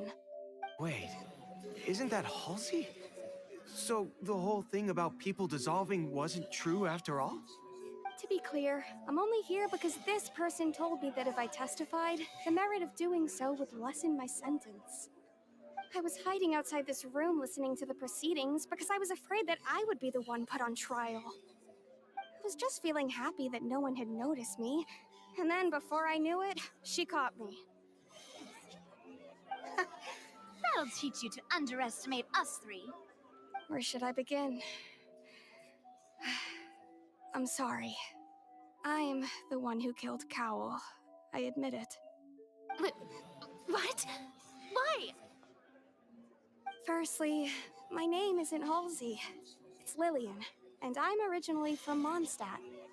I heard that Linny's show was gonna be a real thriller, but I missed the chance to buy a ticket, so I stole one. That's how I make a living. I steal stuff here and there. And I'd never been caught before. But I was noticed at the harbor a few days ago, and I barely got away. Linny was the one who caught me in the act. Hey, no wonder you look familiar. So you were the thief! Liddy even mentioned that you were pretty skilled. Well, and I thought that would have been the end of it, but then the number selector chose me. He even mentioned the Fortress of Meripede. That's a prison, isn't it? So you can imagine how shocked I was. I thought he was onto me for sure. So I played along with the show while looking for an opening to flee, but then I got water poured on me for no reason, and then someone jumped into the tunnel to nab me. I wasn't going to take that lying down, so I knocked him out and stuffed him into the box. There was nowhere to run from there, though, so I had to change my clothes and hide in a box containing performance costumes. I slipped out after the first guard arrived at the scene and continued hiding inside the opera house. Can a person even hide in there? But I swear, I didn't know that the water tank would fall down. Really, I swear it. Had I known that, I wouldn't have put him in the magic box. I may be a thief, but I'm no killer. Well, that makes everything pretty clear now, doesn't it? This time, we need to tell the entire story from Lily-Ann's perspective.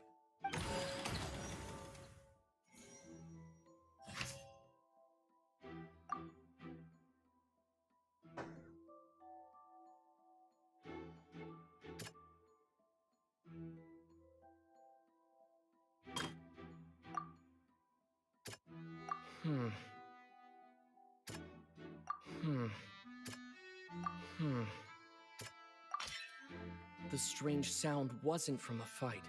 It was Lily-Ann's attempt to break out when she was frightened.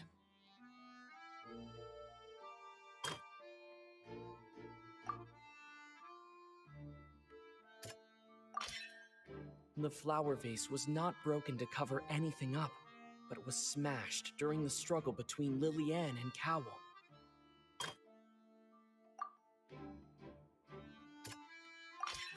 Lillian was afraid that she would be recognized if she left, so she changed clothes and hid, biding her time. Just what one might expect of an experienced thief. And it's Ace Detective Paimon time!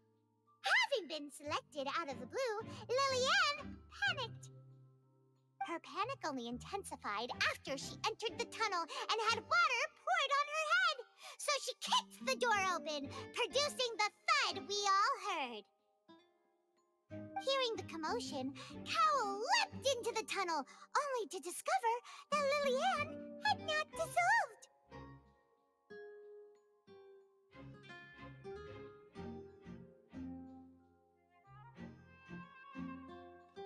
He did not know that Lillian was not from Fontaine, but was a thief who made her way in by stealing a ticket.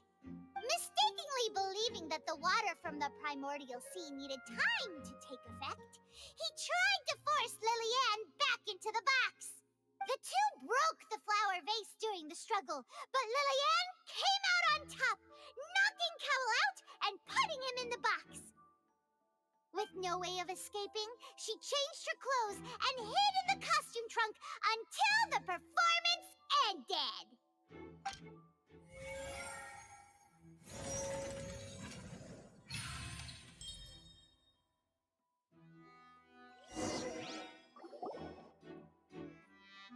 She knew that she would have to go through guard inspection if she tried to leave afterward. So, she has been trapped in the Opera House these last 2 days. She had already become desperately hungry by the time we were chatting over macarons. So, she swiped 2 of them right under our noses. Talk about a sneaky thief. At this point, all the events that happened in the tunnel have now come to light. Ah, so that's the whole story. Bravo! Now then, Lady Farina, do you wish to speak against the defense's statements? Please answer the question, Lady Farina. Also, if I may add, the trial has not yet ended. As such, I request that the prosecution not leave the room before the proceedings have concluded. What? Are you reading my mind now? No, I have no further arguments. I admit defeat. But really, could you at least have left me with some dignity? Wow, look at that! She's like a deflated balloon now. If there are no objections, then as the Chief Justice of Fontaine, I shall once again repeat the full sequence of events. The actual perpetrator of the serial disappearances, Cowl, selected his next victim from the audience reservation list. With some modifications to the selector, he could ensure that the pre-selected young woman would be chosen. To cover up any evidence while committing the deed, Cowl thought of allowing the water tank to fall, which would conceal the water left behind after the young woman was dissolved. He also tampered with the rope suspending the water tank, using the fireworks at the end of the performance to cause the tank to drop and hide the watermarks. He poured the water from the primordial sea into a balloon during the preparation of the magic box and stuck it to the box's lid. Finally, he passed the prepared hook on a rope through the gap in the magic box's door when bringing the young woman to said box. When the magic trick officially began, the box containing the woman was lowered into the tunnel, tightening the hook rope and bursting the balloon containing the water. If all had gone to plan, the young woman would be dissolved at this time. However, Lillian was not from Fontaine and thus fled the box with a loud noise.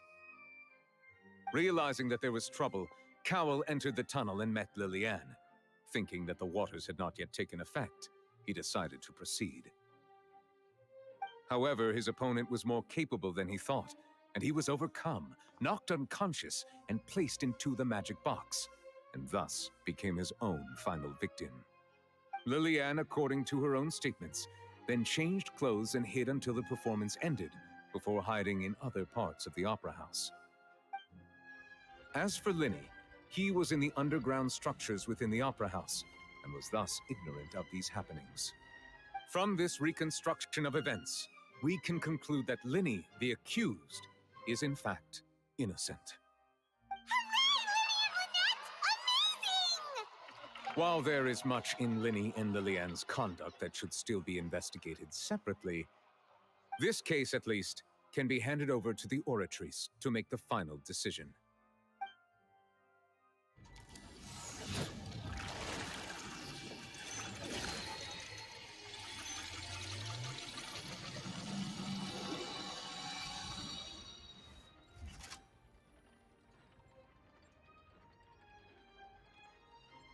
As such, Linny and Lynette are officially declared not guilty.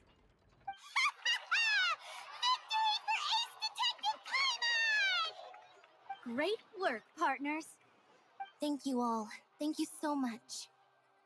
Next, I think we deserve an explanation, Guard Vaughn. How did you find the water from the primordial sea in Linny's baggage? Right! Your discovery caused me to make a serious mistake, you know. Or was that not a discovery, but false evidence that you dare to bring before this court? I suspect that the accomplice mentioned in Cowell's notes was not Linny, but you, yes?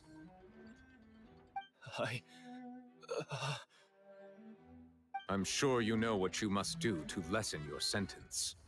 Speak quickly! Unless you want to earn yourself a one-way ticket to Coupon Town. I was just following orders. We were supposed to place blame for the serial disappearances onto Linny, and thus cause suspicion to fall on the Fatui. The higher-ups said this was the best opportunity to do so. And now that your plan has fallen through, and the secrets of the water have been revealed, you have become a liability to said higher-ups, yes? Therefore, you would be wise to tell everything you know, and seek the protection of the guards. Yes, I'll tell you everything I know. Our boss discovered that the water can cause people to dissolve. It can also be made into a potion, which when extremely diluted, can cause people to experience unforgettable exhilaration. We've been in this business for a while now, and have made decent mora off it. The disappearances were also the boss's idea. I mean, this is the boss we're talking about. The...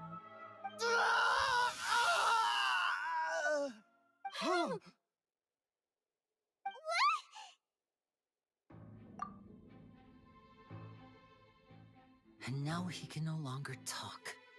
Such ruthlessness. I shouldn't have expected any less of them. An outrageous act. All present, please submit to inspection immediately.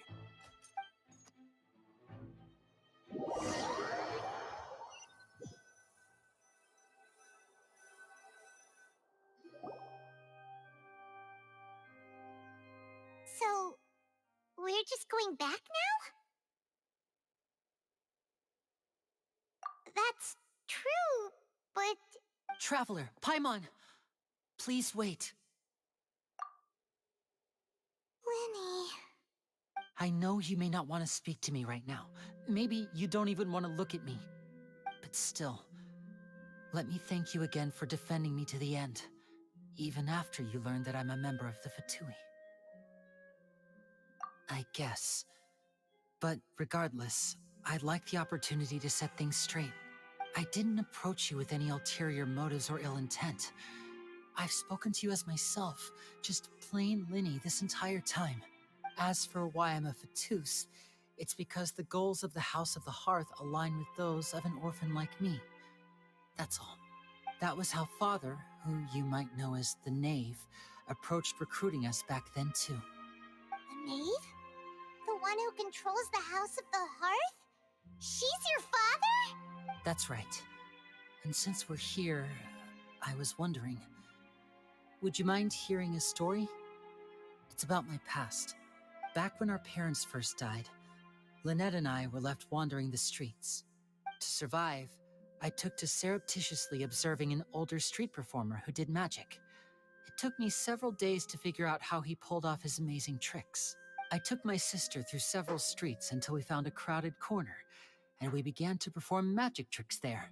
To my surprise, we proved to be pretty popular, and we could at least stop worrying about where our next meal would come from for a time.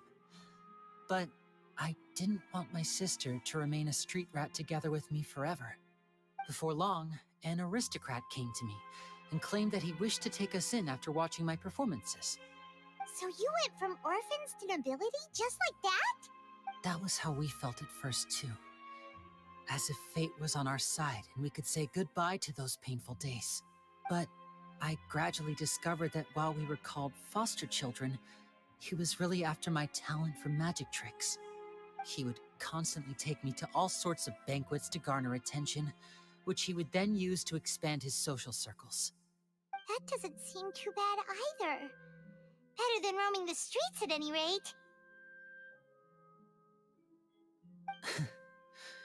It took a while for me to realize just how dark his heart really was. After one particular performance at a banquet, I discovered that Lynette was not on the same return vehicle as me. I waited a long time after we returned home, but she did not come back. I went to that noble's bedroom and asked him about her whereabouts.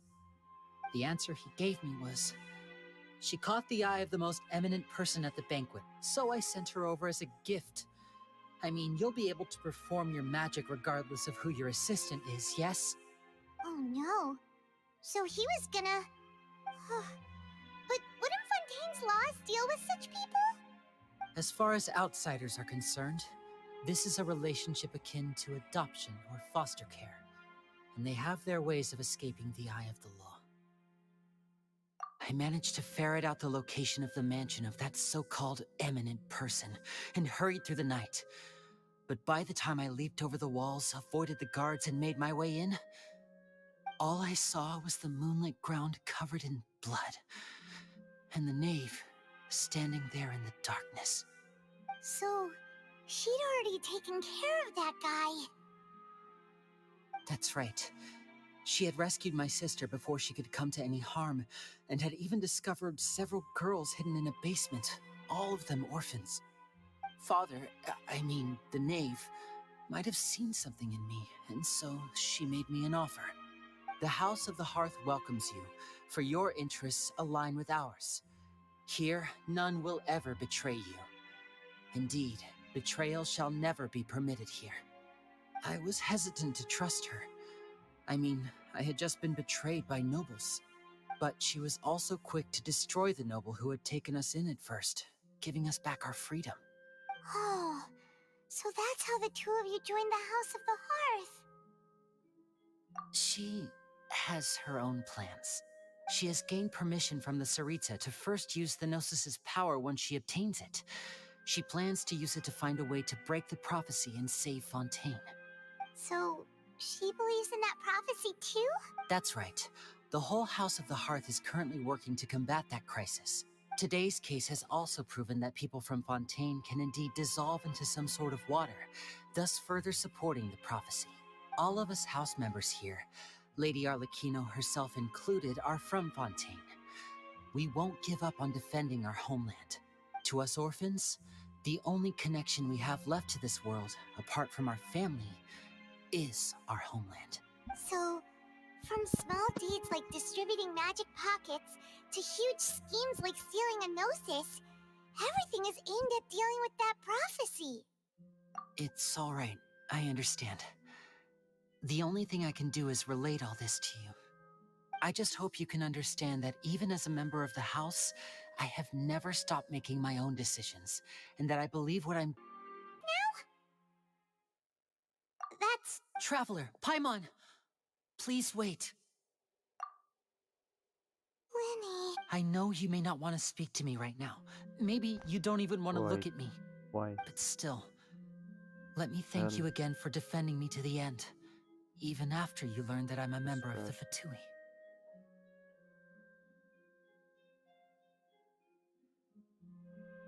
I guess I didn't approach you with any old... As for why I'm a that was how Father, who you might know as the Knave... The Knave? The one... That's right. Back when our parents first survived, I took my sister to my surprise before long. So you went from... That was how we felt it, but I grabbed... He would constantly... That doesn't seem... After one I waited a long... The answer he gave... Oh no. As far as outsiders are concerned, I managed to. All I saw. So. That's right. Father, at the House of the. I was hesitant, but she was also. Oh. So that's how the. She has gained permission from the Sarita to first use the Nos. So. She believes. That's right. Today's case has all of us housed to us orphans. So. From small. It's all right. I just hope you can. If you should need anything at all in the future, feel free to find me.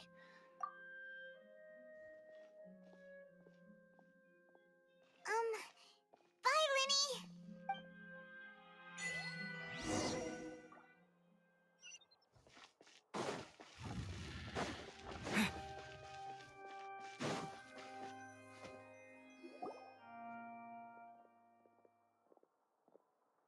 Hey there. What was with the disappearing act you pulled right as the trial ended? Were you looking for us, Navia? Well, this whole thing isn't exactly over, is it? I do feel that we're getting closer to solving the serial disappearances case, though. Don't you think so, too? Huh? What's wrong, my dear partner?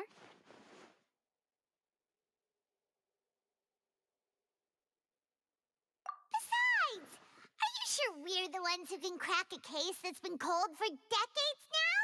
And given that there's new evidence from the trial, there should be a trail of breadcrumbs for the Hydro Archon's people to follow now, right? Ah, I see.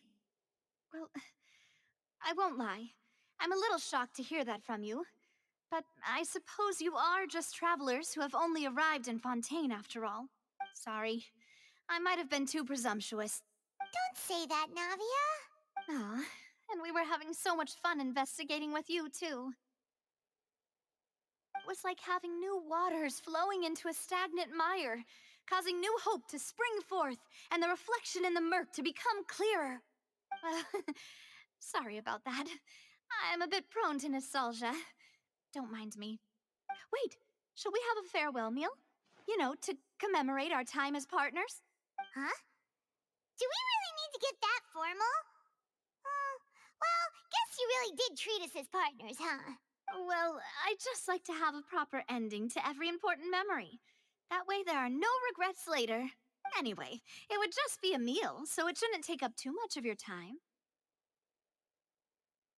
You don't have to twist Paimon's arm. If Boss Navi is treating, count Paimon in! Oh, wonderful. In that case, why don't we return to the Court of Fontaine and head to the Hotel de Boer? I believe we'll make it just in time for dinner. All right, then. Let's have our farewell meal.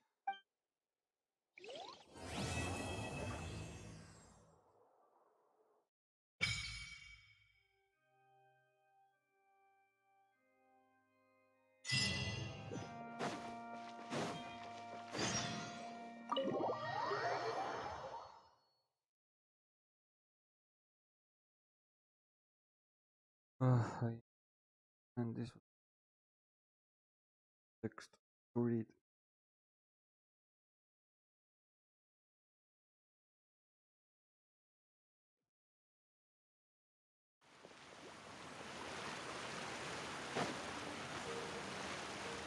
Давай.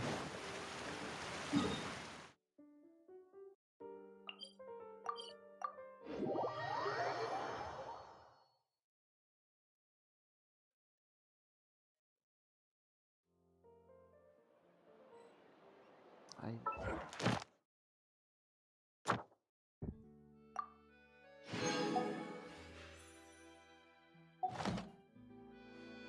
Cool.